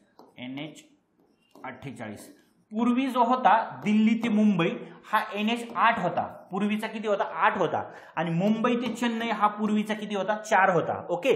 चेन्नई ते बहारगोरा असा किती होता? NH5 होता. आणि दिल्ली ते कोलकाता NH2 होता. वाराणसी ते दिल्ली, वाराणसी ते मुंबई हा NH3 होता. अलग लक्षात? म्हणजे पहिला जो होता, आता बघा इथलचा 4 दिल्ली आणि मुंबई, आणि मुंबईवरून चेन्नई हा होता, म्हणजे हा होता 8, ओके. दिल्ली, आताच सांगितलं, दिल्ली ते मुंबई हा पूर्वीचा किती होता? 8 होता. आणि मुंबई ते चेन्नई हा किती होता? हा होता 4 होता. म्हणजे हा 4 आणि हा 8. आता त्याला नंबर किती झालाय? दिल्ली मुंबई ते चेन्नई त्याला 48 नंबर दिलाय. म्हणजे हा तर आपल्या महाराष्ट्रात सुरुवात होऊन महाराष्ट्रात संपला नाही.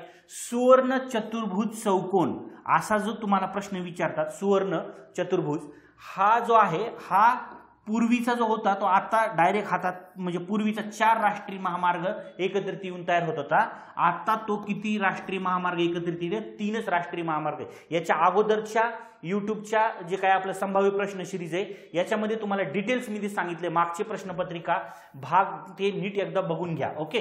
म्हणून हा तर तुम्हाला याचं उत्तर नाहीये, ओके. NH13 जो आहे तवांग कुठे आहे? वांकरो ते अरुणाचल प्रदेशामधला आहे. हा कुठे आहे? अरुणाचल प्रदेश, हा अरुणाचल प्रदेशामधला आहे, म्हणजे हा पण नाही.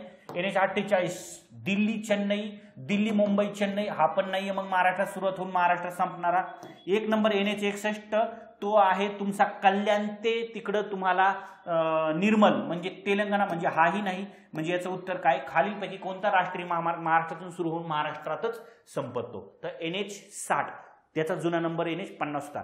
ते बहारगोर तुम्हाला नावाशेवा कळंबोली पळसपे तो पण आहे, पण इथं तुम्हाला कोणता दिलाय? इथं दिलेल्यापैकी सांगा ना. असे खूप मोठे आहेत राष्ट्रीय महामार्ग जे की बरेचसे त्याच राज्यात सुरुवात होऊन त्याच राज्यात संपतात, ठीक आहे ना. तर राष्ट्रीय महामार्गावरती आपण घेऊया लेक्चर. चला इथं नीट लक्ष द्या. आता इथं तुम्हाला महाराष्ट्रातले काही राष्ट्रीय महामार्ग तुम्हाला दिलेले आहेत आणि त्यांचे काही नंबर दिलेले आहेत, तर ते आपण एकदा बघून घेऊया. इथं लक्षात घ्या. चला बघा, इथं जुना क्रमांक, नवीन क्रमांक, त्याची एकूण लांबी, महाराष्ट्रातलं ते कुठून कुठं जातोय आणि महाराष्ट्रात जाणारे त्याच्यातले कोणत्या शहरातून जातोय. चला बघून घ्या लवकर. NH7 जुना नंबर आहे त्याचा, आता नवीन नंबर NH44. महाराष्ट्रातील त्याची लांबी जी आहे ती 232 किलोमीटर महाराष्ट्रातून जातोय तो. श्रीनगर ते कन्याकुमारी असं त्या राष्ट्रीय महामार्ग NH44चं नाव आहे. महाराष्ट्रातल्या तुम्हाला नागपूर असेल, हिंगणघाट, कारंजी आणि पांढरकवडा असा तो तिथून खाली जात आहे. त्याच्यानंतर NH48 बघा, म्हणजे NH8 आणि NH4, NH48 आता नवीन नंबर, 371 किलोमीटर महाराष्ट्रातील त्याची लांब आहे. दिल्ली ते चेन्नई असं त्याचं नाव आहे, दिल्ली मुंबई चेन्नई. म्हणजे आणि महाराष्ट्रातलं तुम्हाला प्रमुख शहर मुंबई, पुणे आणि कोल्हापूर, मुंबई, पुणे आणि कोल्हापूर असा तो गेलेला आहे. त्याच्या खाली NH211 बघा, याच्यावर बरेचशा वेळेस आयोगाने प्रश्न विचारले होते. NH52 त्याचा नवीन नंबर आहे. 443 किलोमीटर तो त्याची लांबी आहे. आणि संगरूर ते अंकोला असा तो मार्ग आहे, संगरूर तो अंकोला. आता नीट लक्षात राहू द्या, तो महाराष्ट्रातल्या कुठून जातोय बघा, धुळे जिल्ह्यामध्ये आलाय वरून खाली. धुळ्यामध्ये एंट्री केली, धुळ्यातून औरंगाबादला गेलाय, औरंगाबादून तो बीडला गेला, बीडमधून उस्मानाबाद, उस्मानाबादून सोलापूर, आणि सोलापूरमधून तो बाहेर पडलेला आहे अंकोल्याच्या तिकडं. आणि महाराष्ट्रातील लांबी 443. तर हा खूप वेळा ह्याच्यावर आयोगाने प्रश्न विचारलेले आहे बघा. धुळे ते सोलापूर राष्ट्रीय महामार्ग किती आहे? 211 होता, तो आता किती? 152 आहे नंबर. याच्यावरती तुम्हाला एमपीएससीने प्रश्न विचारला होता, 211 या राष्ट्रीय महामार्गावर खालीपैकी कोणते प्रमुख शहर येतात? दोनदा प्रश्न विचारलाय, त्याचं नाव चेंज झालंय, 52 झालंय आता. NH6 नीट लक्षात राहू द्या. NH6 हा महाराष्ट्रातला सर्वाधिक जास्त लांबीचा महामार्ग आहे. महाराष्ट्रातला सर्वात जास्त लांबीचा महामार्ग कोणता आहे? NH6. NH6 सुद्धा नाव चेंज झाले हजिरा ते कोलकाता. हजिरा कुठे? हजिरा ते कोलकाता म्हणजे आपल्या गुजरातमधून सुरू झाला. गुजरात, त्याच्यानंतर महाराष्ट्र, त्याच्यानंतर तसाच मध्य प्रदेश, तसाच पुढे गेलाय. बघा आता NH6 नाव चेंज झालं. NH6 मुळे तुम्हाला एकदा प्रश्न विचारला होता कोणत्या राष्ट्रीय महामार्गावर उत्तर भारत आणि दक्षिण भारत वेगळे होतात, तर म्हणजे तिथून मध्य प्रदेश आणि तसाच मधून गेलेला होता. गुजरात, महाराष्ट्र, मध्य प्रदेश, छत्तीसगड, तसाच ओडिसा तिकडे गेला होता. ठीक आहे. तर NH6 आहे, त्याचा नवीन नंबर आता झालाय NH53. 53 ची लांबी आहे 813 किलोमीटर. 813 किलोमीटर. बघा कुठून कुठे गेलाय? हजिरा ते पारादीप बंदर. कोलकात्याच्या ऐवजी काय केलं आता? पारादीप बंदरला जोडलाय. तो बघा महाराष्ट्रात कुठून कुठे गेलाय? महाराष्ट्रात धुळे, जळगाव, अकोला, अमरावती, नागपूर, भंडारा आणि तसाच बाहेर पडलाय. ओके, तसाच बाहेर गेलेला आहे तो. तर महाराष्ट्रात तुम्हाला एकूण जवळजवळ 3 आणि 3 6 जिल्ह्यातून गेलाय आणि 813 किलोमीटर म्हणून महाराष्ट्रात सर्वाधिक लांबीचा महामार्ग 6च्या ऐवजी आता त्याचा नंबर 53. NH50 आता सांगितलं 60 झालाय. त्याची 192 किलोमीटर लांबी आहे. पुणे नाशिक, पुणे आळेफाटा, संगमनेर, नाशिक. NH222 आता सांगितलं NH61 झालाय. 550 किलोमीटर लांबी त्याची. कल्याण निर्मल, कल्याण अहमदनगर, त्याच्यानंतर परभणी, नांदेड आणि निर्मल. बघा तुम्हाला NH61 तुम्हाला विचारला जाऊ शकतो बरं का, नीट लक्षात राहू द्या. त्याच्यावरचे शहर विचारले जाऊ शकतात. कल्याणहून आळेफाट्याहून अहमदनगरहून तो कुठे गेलाय? तिकडं अहमदनगरहून तुम्हाला तो गेलेला आहे तिकडं बीड जिल्ह्यातल्या गेवराईच्या तिथं अलीकडून जातोय. गेवराईतून तसाच पुढे तो तिकडं माजलगाव मधून पुढे गेलाय तो परभणीहून नांदेड निर्मल. त्याच्यानंतर NH9 आता नीट बघा, 9ला 65 झालाय. हे पण तुम्हाला आयोग विचारला जाऊ शकतं बरं का. तुम्ही जर सोलापूरला जर निघलात तर तुम्हाला हा लगेच NH65 दाखवतो. NH65 336 किलोमीटर लांबी. पुणे मच्छलीपट्टणम, पुणे, इंदापूर, सोलापूर आणि उमरगातून बाहेर पडलाय. NH17चा नंबर चेंज झालाय 66, 482 लांबी आहे. पनवेल ते कन्याकुमारी जो आहे, पनवेल, पेन, चिपळूण, कणकवली, सावंतवाडी हा महामार्ग जो आहे हा तुम्हाला NH66 हा आहे कोकण किनारपट्टीला समांतर किंवा तुम्हाला कोकण रेल्वेला समांतर. कोकण किनारपट्टीला समांतर असणारा राष्ट्रीय महामार्ग NH66 आहे. ओके, तो पनवेल, पुणे, चिपळूण, कणकवली तसाच खाली सावंतवाडी आणि तो खाली तिकडे कन्याकुमारीला गेलेला आहे. NH3 391 किलोमीटर लांबी आहे त्याची महाराष्ट्रातील. NH4B 27 किलोमीटर आहे. नावाशेवा, कळंबोली, पळसपे. NH13 43 हे क्रमांक चेंज झालेत. एवढे महत्वाचे आहेत महाराष्ट्रातले, ते नीट लक्षात राहू द्या. ठीक आहे. त्याच्यामुळं जर तुम्हाला उद्या जर प्रश्न विचारले तर ते आले पाहिजे तर राष्ट्रीय महामार्गावर. नेक्स्ट क्वेश्चन, खालील डोंगर डोंगर रांगा टेकड्यांचा दक्षिण उत्तर योग्य क्रम लावा. दक्षिणेकडून उत्तरेकडे म्हणते. कोणत्या कोणत्या टेकड्या डोंगर दिले तर हस्तीचे डोंगर, चांदवडचे डोंगर, सिंगी डोंगर, दंडोबाचे डोंगर. मग तुम्हाला दक्षिणेकडून उत्तरेकडे क्रम लावायचा आहे. दक्षिणेकडून उत्तरेकडे हस्तीचे डोंगर अगोदर बघा कुठे आहे हे हस्तीचे डोंगर, सगळ्याला माहिती आहे. ज्यांनी आपल्या नोट्स बघितल्यात किंवा लेक्चर केले ते सांगन तुम्हाला. हस्तीचे डोंगर जळगाव, याच्या अगोदर पण आयोगाने विचारलाय. चांदवडचे डोंगर आहेत नाशिक जिल्ह्यामध्ये. ठीक आहे. शिंगी डोंगर रांग जे आहे भामा आणि इंद्रायणीच्या नदीचं खोरं जे आहे तिथं तुम्हाला पाहायला भेटेल. सिंगी डोंगर रांग म्हणजेच कुठे रे? पुणे जिल्हा. ओके, पुणे. आणि त्याच्यानंतर दंडोबाचा डोंगर आहे तुम्हाला कोल्हापूरला. ओके, कोल्हापूर. मग मला सांगा दक्षिणेकडून उत्तरेकडे सगळ्यात अगोदर कोणता यायला पाहिजे?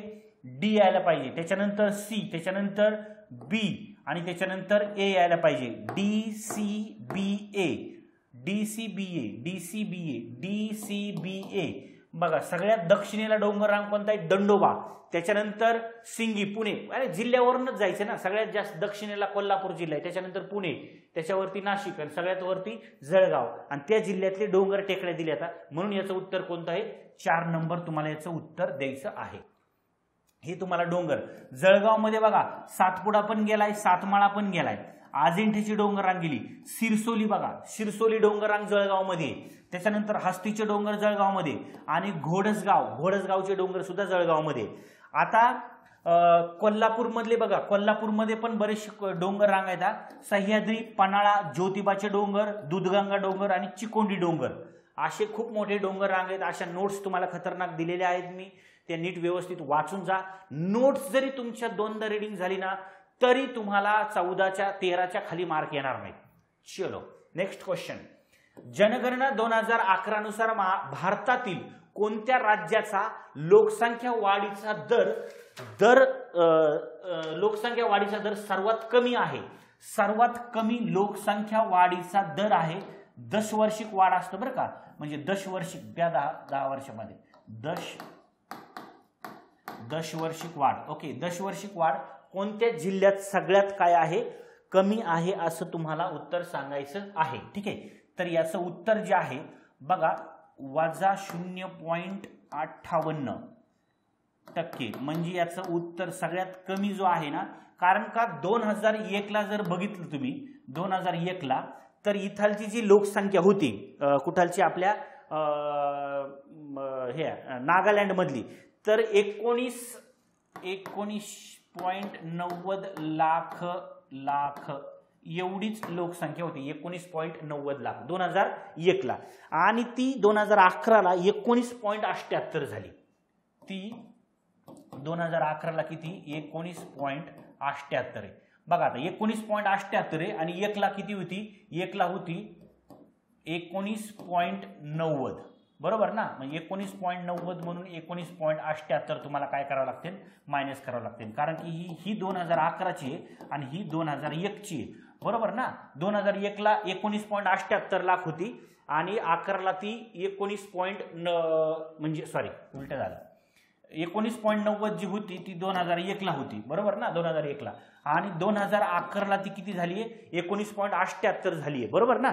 म्हणजे म्हणून ही दशवार्षिक वाढ जी आहे ना ही कसली आहे? कमी आहे सगळ्यात नागालँडची. ठीक आहे, -0.58 म्हणजे 58 ने काय झालेली? कमी झालेली. म्हणून तुम्हाला हे सगळ्यात कमीचं उत्तर द्यायचे. जनगणना 2011 नुसार भारतातील कोणत्या राज्याचा लोकसंख्या वाढीचा दर सर्वात कमी होता?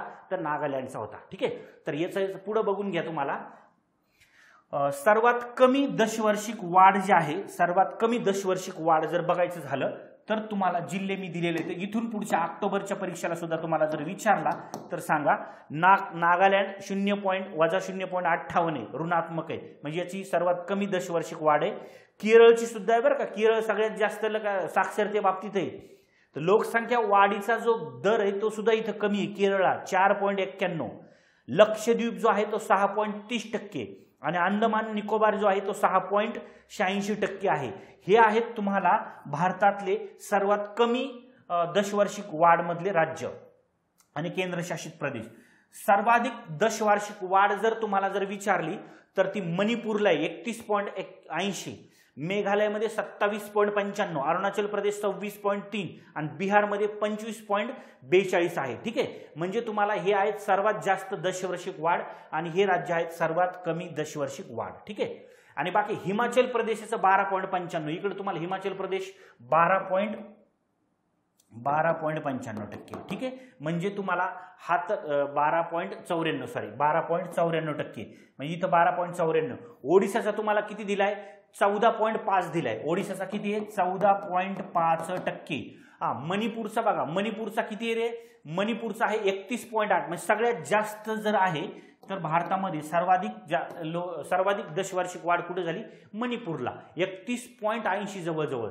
म्हणजे मणिपूरला किती? 31.80, 14.5, 12.94 आणि -0.58. सर्वात कमी कुणाचा आहे मग? नागालँडचा. सर्वात जास्त कुणाचा आहे? मणिपूरचा. आणि भारताचा दशवार्षिक वाढ किती आहे रे? 17.7% आणि महाराष्ट्राची किती आहे? 15.99 आहे. कुणाची कमी आहे?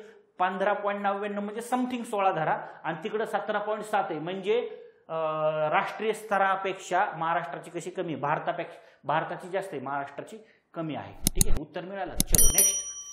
पुलिकत सरोवर हे कृष्णा आणि कावेरी नद्यांच्या त्रिभुज प्रदेशाच्या दरम्यान आहे. पुलिकत सरोवर म्हणतोय मी.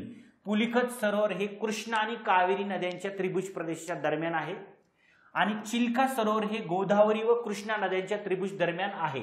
आता याचं उत्तर काय द्यायचंय सांगा बरं. सांगा, पहिलं विधान बरोबर आहे ना? पुलिकत सरोवरे कृष्णा आणि कावेरी नद्यांच्या त्रिभुज प्रदेशाच्या दरम्यान आहे, हे तर बरोबर आहे.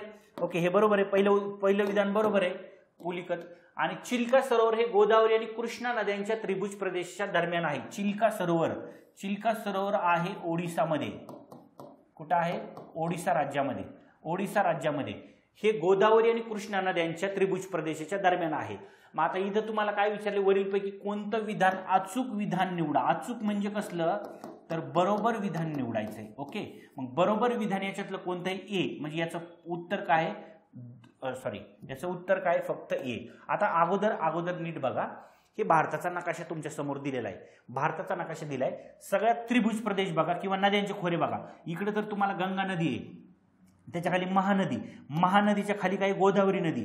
महानदी म्हणजे तुमचा ओडिसा राज्य आलं, बरोबर ना? मग महानदी आणि गोदावरी यांच्या दरम्यान, या नद्यांच्या खोऱ्याच्या दरम्यान म्हणण्यापेक्षा या नद्यांच्या त्रिभुज प्रदेशाच्या दरम्यान, या नद्यांच्या दरम्यान चिल्का सरोवर आहे खाऱ्या पाण्याचं, बरोबर ना? चिल्का सरोवर ओडिसा राज्यातलं खाऱ्या पाण्याचं, ते खाऱ्या पाण्याचं सरोवर भारतात सर्वात मोठं आहे. इथं चिल्का सरोवर हे गोदावरी आणि कृष्णा नद्यांच्या दरम्यान बनते.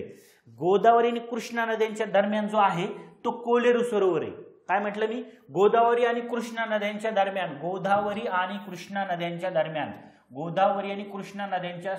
दरम्यान आहे कोलेरू सरोवर. आणि हे कसलं आहे? गोड्या पाण्याचं सरोवर आहे, आंध्र प्रदेशामधलं. ठीक आहे, त्यामुळे नीट लक्षात राहू द्या. महानदी आणि गोदावरी यांच्या दरम्यान ओडिसा राज्यातलं चिल्का सरोवर खाऱ्या पाण्याचं, हे सगळ्यात मोठं सरोवर आहे. समुद्रातलं असेल किंवा भारतातलं सर्वात मोठं. जमिनीवरचं जे आहे ते उलर सरोवर तिकडं जम्मू काश्मीरला टाक. गोदावरी आणि कृष्णा नद्यांच्या दरम्यान तुम्हाला कोलेरू हे गोड्या पाण्याचं सरोवर आहे. कोलेरू गोदावरी आणि कृष्णा नद्यांच्या दरम्यान आंध्र प्रदेशामध्येच आहे. आणि कृष्णा आणि कावेरी नद्यांच्या संदर्भात, कृष्णा आणि कावेरी नद्यांच्या मध्ये पुलिकत सरोवर आहे. मग पुलिकत सरोवर आहे कृष्णा आणि कावेरी नद्यांच्या संदर्भात, म्हणजे हे विधान कसं आहे, बरोबर आहे, आणि हे विधान चुकीचं आहे. ठीक आहे. आणि कृष्णा आणि कावेरी, खाली कृष्णा आणि कावेरी म्हणजे कृष्णा आणि कावेरीच्या मध्ये पुलिकत सरोवर, गोड्या पाण्याचं कोलेरू, गोड्या पाण्याचं चिल्का सरोवर हे महानदी आणि गोदावरी ओडिसा राज्यातलं हे खाऱ्या पाण्याचं आहे. ठीक आहे, त्यामुळे हे नीट लक्षात राहू दे, हे चुकीचं विधान आहे. 1981 ला भारतामध्ये तुम्हाला जागतिक वारसा स्थळ असतील किंवा रामसर स्थळ बघा. भारतामध्ये सर्वात पहिल्यांदा रामसर स्थळ म्हणजे पाणथळ भूमीमध्ये कोणाचं नामांकन झालं होतं? केवलदेव राष्ट्रीय उद्यान आणि चिल्का सरोवर. 1981 मध्ये यांचं नामांकन झालं होतं. हे पहिले भारतीय रामसर स्थळे. कोलकाता ते चेन्नई लोहमार्गाच्या जवळच तुम्हाला, म्हणजे तिथून काही किलोमीटर अंतरावरती कोलकाता ते चेन्नई या लोहमार्ग जो आहे, रेल्वे मार्ग, त्याच्या जवळपास तुम्हाला पाहायला भेटेल. 70 किलोमीटर त्या चिल्का सरोवराची लांबी, 70 किलोमीटर, आणि रुंदी जवळजवळ 16 ते 32 किलोमीटर त्याची रुंदी आहे. आणि पावसाळ्यात कधी याची रुंदी आणि जी लांबी आहे ती खूप मोठी अजून या पावसाळ्यामध्ये वाढती. पावसाळ्यामध्ये चिल्का सरोवराचं पाणी गोड असतं, कारण नद्यांचं खूप मोठं पाणी त्याला येऊन मिळतं, म्हणून ते पावसाळ्यात गोड होतं आणि उन्हाळ्यात परत ते खारं बनतं. भारतातील सर्वात मोठे खाऱ्या पाण्याचं सरोवर आहे. जगातील दुसऱ्या क्रमांकाचे खाजन क्षेत्र, खाजन लक्षात येते, खाड्यांचा प्रदेश खाजन. आणि जवळजवळ 160 प्रकारच्या प्रजाती तुम्हाला पक्ष्याच्या तिथं, स्थलांतरित पक्ष्याच्या प्रजाती आणि तिथलच्या स्थानिक पक्ष्याच्या प्रजाती, अशा तिथं चिल्का सरोवरला 160 जवळजवळ प्रजातीचे पक्षी तुम्हाला पाहायला भेटतील. ठीक आहे, चला, तर हे याचं उत्तर तुम्हाला मिळालं. 11चं उत्तर किती आहे? 11चं उत्तर तुम्हाला अचूक म्हणजे बरोबर विधान निवडायचंय आणि ए विधान हे बरोबर आहे. चलो नेक्स्ट क्वेश्चन. महाराष्ट्रात नद्यांच्या खोऱ्याच्या दृष्टीने पाहता सर्वात कमी क्षेत्र कोणत्या नदीचे आहे? कोणत्या नदीचं खोरं सर्वात कमी आहे असं तुम्हाला प्रश्न विचारलेला आहे.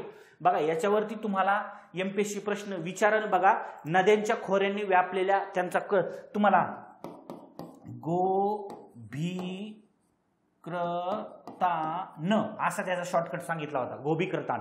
महाराष्ट्रातल्या नद्यांच्या खोऱ्यांचा क्रम म्हणजे सगळ्यात जास्त खोरं कोणाचं आहे? गोदावरीचं. त्याच्यानंतर कोणाचं आहे? भीमा नदीचं. ओके, त्याच्यानंतर कोणाचं आहे? कृष्णा नदीचं. त्याच्यानंतर तापी आणि त्याच्यानंतर नर्मदा 5वं. पण इथेच तुम्हाला वैनगंगा नदी ऍड केलेली आहे, म्हणून तुम्हाला वैनगंगा नदी जर ऍड झाली रे बाबा, तर मग तुम्हाला हा जो क्रम आहे हा चेंज करावा लागेल. गोभीकृतान अगोदर बघा, गोभीकृतान म्हणजे गोदावरी, भीमा, कृष्णा, तापी आणि नर्मदा. आता ह्यांचे खोरे जे आहेत हे चेंज केले, म्हणजे क्षेत्रफळानुसार मधल्या दुसऱ्या नद्या जर विचारल्या तर नीट लक्षात राहू द्या. पहिल्या नंबरला गोदावरी नदीचं खोरे 3,12,812 एकूण चौरस किलोमीटर जरी असलं तरी 1,53,779 किलोमीटर घेऊन गोदावरी नंबर 1 ला येते. ओके, गोदावरी नंबर 1 ला. नंबर 2 ला किती? भीमा नदीचं खोरं 77,000 चौरस किलोमीटर आहे आणि महाराष्ट्रात तिचं किती आहे? 46. बरोबर ना? किती आहे महाराष्ट्रामध्ये? महाराष्ट्रामध्ये 46 आहे. याचं 1,53,000, याचं 46,184. 3 नंबरला तुम्हाला नदी वर्धा नदीचं खोरं. ओके, वर्धा नदीचं जे खोरं आहे त्याची तुम्हाला 46,182 आहे. याचं 46,184 आणि 42 दुनी म्हणजे 84 आणि इथं तुम्हाला 46,182 आहे. बरोबर, म्हणजे वर्धा नदी 3 नंबरला येईल. 4 नंबरला तुम्हाला येतंय वैनगंगा नदीचे खोरे. वैनगंगा नदीचं जे खोरं आहे ते तुम्हाला किती आहे? 37,988 म्हणजे जवळजवळ 38,000 चौरस किलोमीटर आहे. त्याच्यानंतर आहे 5 नंबरला तुम्हाला तापी नदीचे खोरे. तापी नदीचं खोरं जे आहे 31,660 आहे. तापी नदीचं किती आहे? 31,660. तापी नदीच्या खाली तुम्हाला कृष्णा नदीचं पाहायला भेटेल. कृष्णा नदीचं किती आहे? फक्त 28 आहे. पहिल्या गोबीकृतांमध्ये चूक झाली होती. कृष्णा नदीचं खोरं 28,700 चौरस किलोमीटर. त्याच्या खाली तुम्हाला पैनगंगा नदीचं खोरे. पैनगंगा नदीचं खोरं किती आहे? 23,898. बघा इथं 1,53,000 भीमा 46,184, वर्धा 46,182, 37,000, इकडे 31,000, 28,000 आणि 23,000. जर तुम्हाला क्रम जर विचारला तर बघा आता इथं गोदावरी नंबर, गोदा भीमा वर्धा, इथं गोदावरी ऑप्शन मध्येच नाही. त्याच्यानंतर कोणती येते? भीमा नदी, म्हणजे हे पहिल्या नंबरला यायला पाहिजे ह्या दिलेल्यापैकी. त्याच्यानंतर गोदाच्या नंतर वर्धा, भीमाच्या नंतर वर्धा आली आहे. भीमाच्या नंतर वर्धा इथं ऑप्शन मध्येच नाहीये. वर्ध्याच्या खाली वैनगंगा, म्हणजे इथं किती आली? 2 नंबरला वैनगंगा आली. ओके, वैनगंगा. त्याच्या खाली कोणती? तापी आणि कृष्णा. तापी आणि कृष्णा हे 3 आणि हे 4. म्हणजे याचं तुम्हाला सर्वात कमी क्षेत्र महाराष्ट्रात नद्यांच्या खोऱ्याच्या दृष्टीने पाहता सर्वात कमी क्षेत्र नदीचे आहे. कोणत्या? कृष्णा नदीचं खोरं. म्हणून याचं उत्तर तुम्हाला किती द्यायचंय? 3 नंबर द्यायचा आहे. आणि उद्या जर तुम्हाला नद्यांच्या लांबीनुसार जर विचारला तर गोदावरी नदी 668 किलोमीटर, पैनगंगा नदी 495 किलोमीटर, वर्धा नदी 455 किलोमीटर, भीमा नदी 451 किलोमीटर, उत्तर पूर्णा कुणाची उपनदी? उत्तर पूर्णा, तापी नदीची 338 किलोमीटर लांबी तिची. गिरणा नदी तापी नदीची उपनदी, नाशिक जिल्हा 300 किलोमीटर. सीना नदी भीमा नदीची उपनदी, तिची सुद्धा 300 किलोमीटर. वैनगंगा 255 किलोमीटर किंवा 300. कृष्णा नदी 282 किलोमीटर. दक्षिण पूर्णा गोदावरी नदीची उपनदी 273 किलोमीटर. नीरा नदी भीमा नदीची 209 किलोमीटर. प्रवरा आणि तापी नदी महाराष्ट्रातल्या लांबी सांगितल्यात मी. प्रवरा आणि तापी 208 किलोमीटर. उद्या जर नद्यांच्या लांबीनुसार जर विचारलं तर ह्या नद्या तुम्हाला माहिती पाहिजेत आणि नद्यांच्या खोऱ्यानुसार जर विचारलं तर हे नद्यांचे खोरे तुम्हाला महाराष्ट्रातले माहिती पाहिजेत. याच्या अगोदर एकदा एमपीएससीने राज्यसेवेला प्रश्न विचारला होता दख्खनच्या पठारावरील नद्यांच्या खोऱ्यांचा क्रम. दख्खनचं पठार मग तुम्हाला बाकीच्या पण नद्या आल्या. गंगा नदी जर सोडला, गंगा नदी यमुना नदी सोडता बाकीच्या खालच्या दख्खनच्या पठारावरच्या नद्या विचारल्या होत्या. 13 नंबरचा प्रश्न थोडासा नवीन आहे, नीट लक्षात राहू द्या. महाराष्ट्रात डॅडॅश या भागात विखुरलेल्या वसाहती आढळतात. हे माझ्याकडनं प्रश्न डिलीट झालं पेज, म्हणून हे मी हाताने लिहून काढलाय.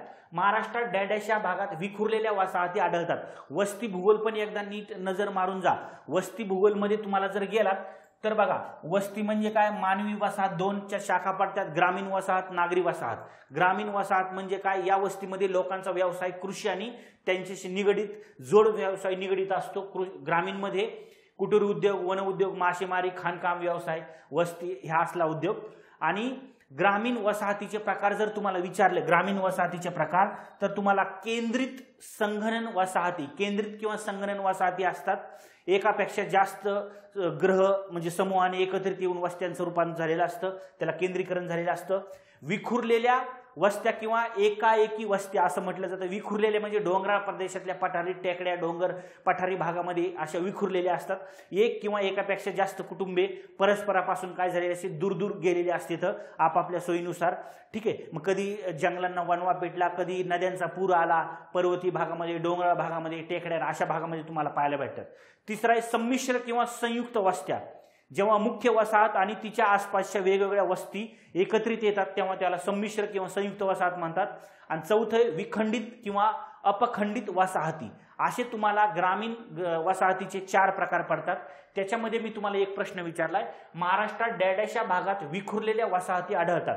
नंबर 1 सह्याद्रीच्या घाटमाथ्यावर, नंबर 2 सातपुडा पर्वताच्या किंवा सातपुडा पर्वतातल्या टेकड्यांच्या भागावरती, तिसरा ऑप्शन आहे पूर्व महाराष्ट्रातील टेकड्यांचा प्रदेश, आणि चौथा ऑप्शन आहे वरीलपैकी सर्व.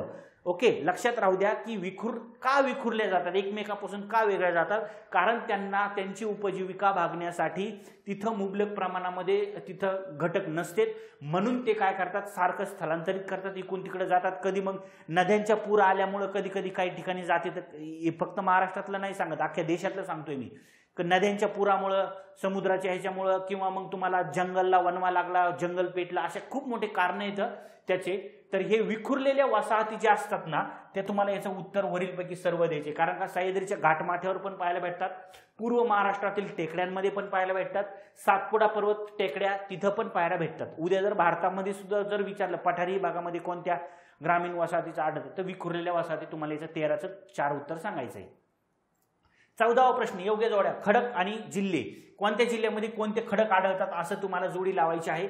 विंध्य, धारवाड, आर्कियन आणि गोंडवाना. ओके, तर हे तुम्हाला याची जोडी लावायची आहे. महत्वाचा प्रश्न याच्यावरती तुम्हाला आयोग जे आहे बघा, खूप वेळा क्वेश्चन विचारते. तर गोंडवाना खडक जो आहे तो गोंडवाना तुम्हाला यवतमाळ आणि गडचिरोलीमध्ये सांगायचे. गोंडवाना यवतमाळ आणि गडचिरोलीमध्ये पाहायला भेटेल. त्याच्यानंतर विंध्य श्रेणीचे जे खडक आहेत ते सगळ्याला माहिती आहे, चंद्रपूर जिल्ह्यामध्ये विंध्य श्रेणीचे खडक तुम्हाला पाहायला भेटतील. बच 4 किती जागेवर आहे, बच 4 हे बघा एकाच जागेवर आहे, बच 4. आणि अच हे बरोबर आहे का, गोंडवाना हे 3 आहे, गोंडवाना काय अचं 3 बघा इथं पण आहे, बरोबर ना. म्हणून तुम्हाला पर्याय क्रमांक याचं उत्तर काय पाहिजे, 3 याचं पर्याय उत्तर पाहिजे 3.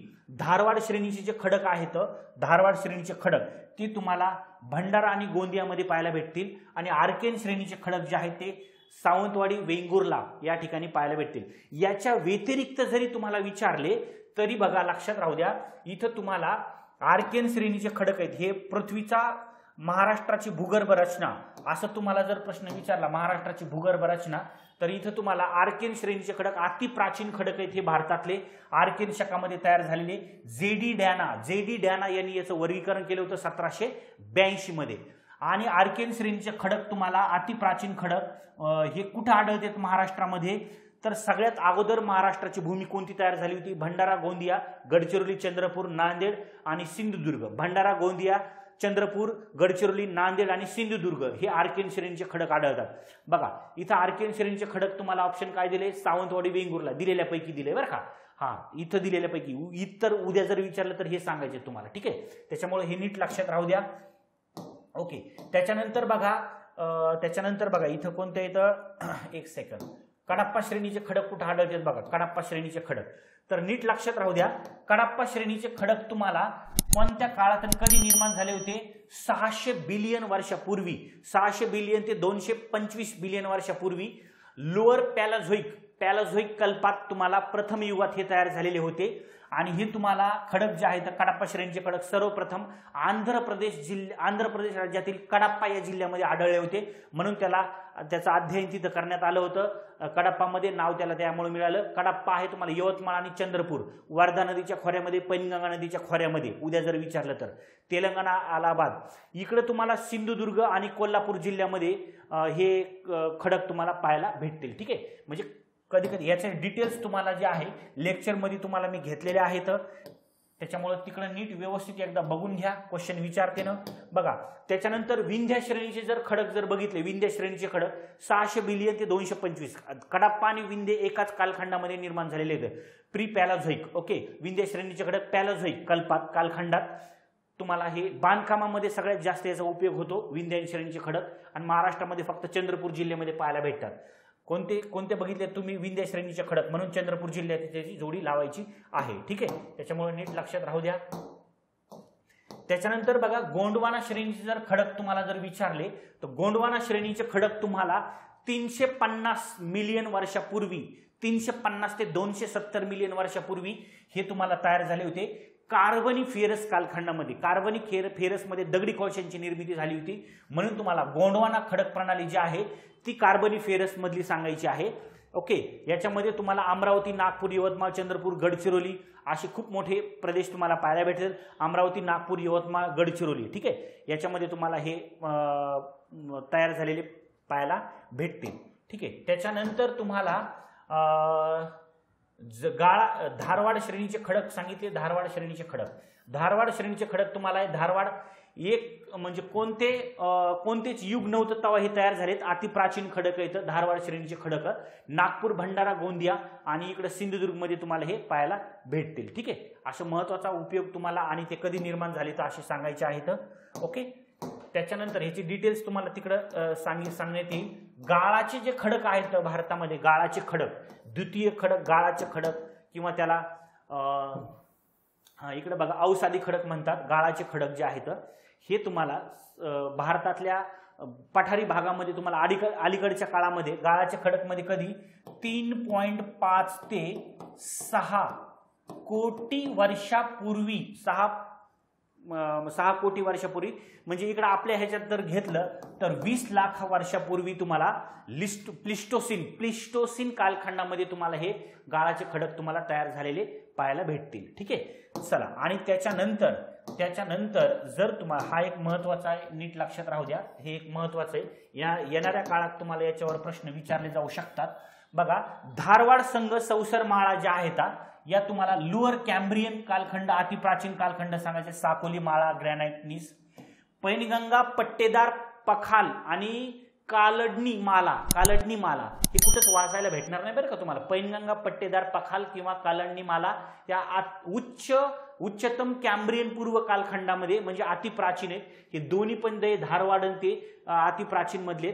विंध्य श्रेणीचे खडक हे तुम्हाला उच्चतम कॅम्ब्रियन पूर्व 600 मिलियन ते 500 मिलियनच्या दरम्यान तयार झाले होते विंध्य श्रेणीचे खडक. कारण का दख्खनच्या पठारात तुम्हाला विचारलं होतं ना किती वर्षापूर्वी तयार झालं होतं, तसं त्यामुळे सांगतोय तुम्हाला. इतर उद्या जर विचारलं तर विंध्यन 600 ते 500 मिलियन, गोंडवाना तुम्हाला 350 ते 270, लॅमेटा पट्टेदार उच्चतम क्रेटेशियस कालखंड येतो. दख्खनचा पठार 135 ते 70 मिलियन, जांबा खडक प्लिस्टोसिन 3.5 ते 6 कोटी वर्षापूर्वी, आणि गाळाचे खडक तेच सांगायचे 3.5 ते 600 कोटी वर्षापूर्वी. ओके, चला याचं उत्तर मिळालं का तुम्हाला? 14चं उत्तर आहे 3. खालीलपैकी कोणत्या जिल्ह्यातील वनांचा परिसर आल्लापल्ली अरण्य म्हणून ओळखला जातो? ओके, गडचिरोली जिल्ह्यामध्ये आल्लापल्लीच्या वनावरून तिथं आल्लापल्लीचे डोंगर आहेत आणि आल्लापल्लीच्या डोंगरावरून त्याला आल्लापल्लीचे वन म्हटलं जातं. ते आल्लापल्लीचे वन जे आहेत गडचिरोली आणि इकडं पश्चिम गडचिरोली जिल्ह्यामध्ये आणि गडचिरोलीच्या पश्चिमेला चंद्रपूर जिल्ह्यामध्ये, चंद्रपूर आणि गडचिरोलीमध्ये पसरलेले आहेत. म्हणून तुम्हाला याचं उत्तर 15चं उत्तर जे आहे द्यायचंय, 1 नंबर याचं उत्तर द्यायचं आहे. ठीक आहे, चला तर या ठिकाणी थांबूया. थँक्यू, धन्यवाद आणि टेक केअर. तुम्हाला काळजी घ्या, अभ्यास करा आणि लवकरात लवकर तुमचे स्वप्न पूर्ण करा. मी तुम्हाला यूट्यूब, टेलिग्राम आणि याच्या माध्यमातून असणारच आहे. काही जरी अडचण आली तरी मला कॉल करा, SMS करा. ओके, ठीक आहे. आणि चला, ज्यांना ऑनलाईन बॅचेसची खरंच गरज आहे त्यांनी रिव्हिजनसाठी ही ऑनलाईन बॅच जी आहे 1 डे मॅरेथॉन ती घेऊन टाका. ठीक आहे, चला तर या ठिकाणी थांबूया. आणि असंच मागच्या लेक्चरला जसा प्रतिसाद दिलेला आहे तसाच याही लेक्चरला तुम्हाला मोठ्या प्रमाणामध्ये चॅनल सबस्क्राईब करून ठेवायचं आहे. सगळ्यांनी लाईक करायचं आहे. आणि जर तुम्हाला आवडला असेल लेक्चर तर लाईक करा. अगोदर यूट्यूब आता हे करा, सर्च करून आपलं सबस्क्राईब करून ठेवा. आणि कमेंट जर करायचे असेल तर कमेंट करा कसं वाटलं लेक्चर ते. ठीक आहे, आणि इथून पुढचे आता लेक्चर जे आहेत ते कंटिन्यू अजून 5 लेक्चर जवळजवळ 5 संभाव्य भाग तुम्हाला पडणार आहेत. बघा लक्षात घ्या, याच्या अगोदर आता 5 पडले तर आता 5 आणि आता हे तिकडच्या दुसऱ्या प्लॅटफॉर्मवरती आपण 2 घेतले होते, 5 आणि 2 7 झाले, 7 8 9 10 11 12 आणि 13 म्हणजे जवळजवळ 6 अजून पडायचे, त्यातलं आज 1 पडले, म्हणजे अजून 5 राहिले. तर त्यासाठी अगोदर यूट्यूब चॅनल जे आहे ते लवकर सबस्क्राईब करून ठेवा. व्हिडिओ पडले की लगेच तुम्हाला काय जाते ना, लगेच व्हिडिओ तुम्हाला मिळेल बघण्यासाठी. ठीक आहे, चला भेटूया नंतरच्या लेक्चरमध्ये. तोपर्यंत थँक्यू, धन्यवाद आणि टेक केअर, काळजी घ्या.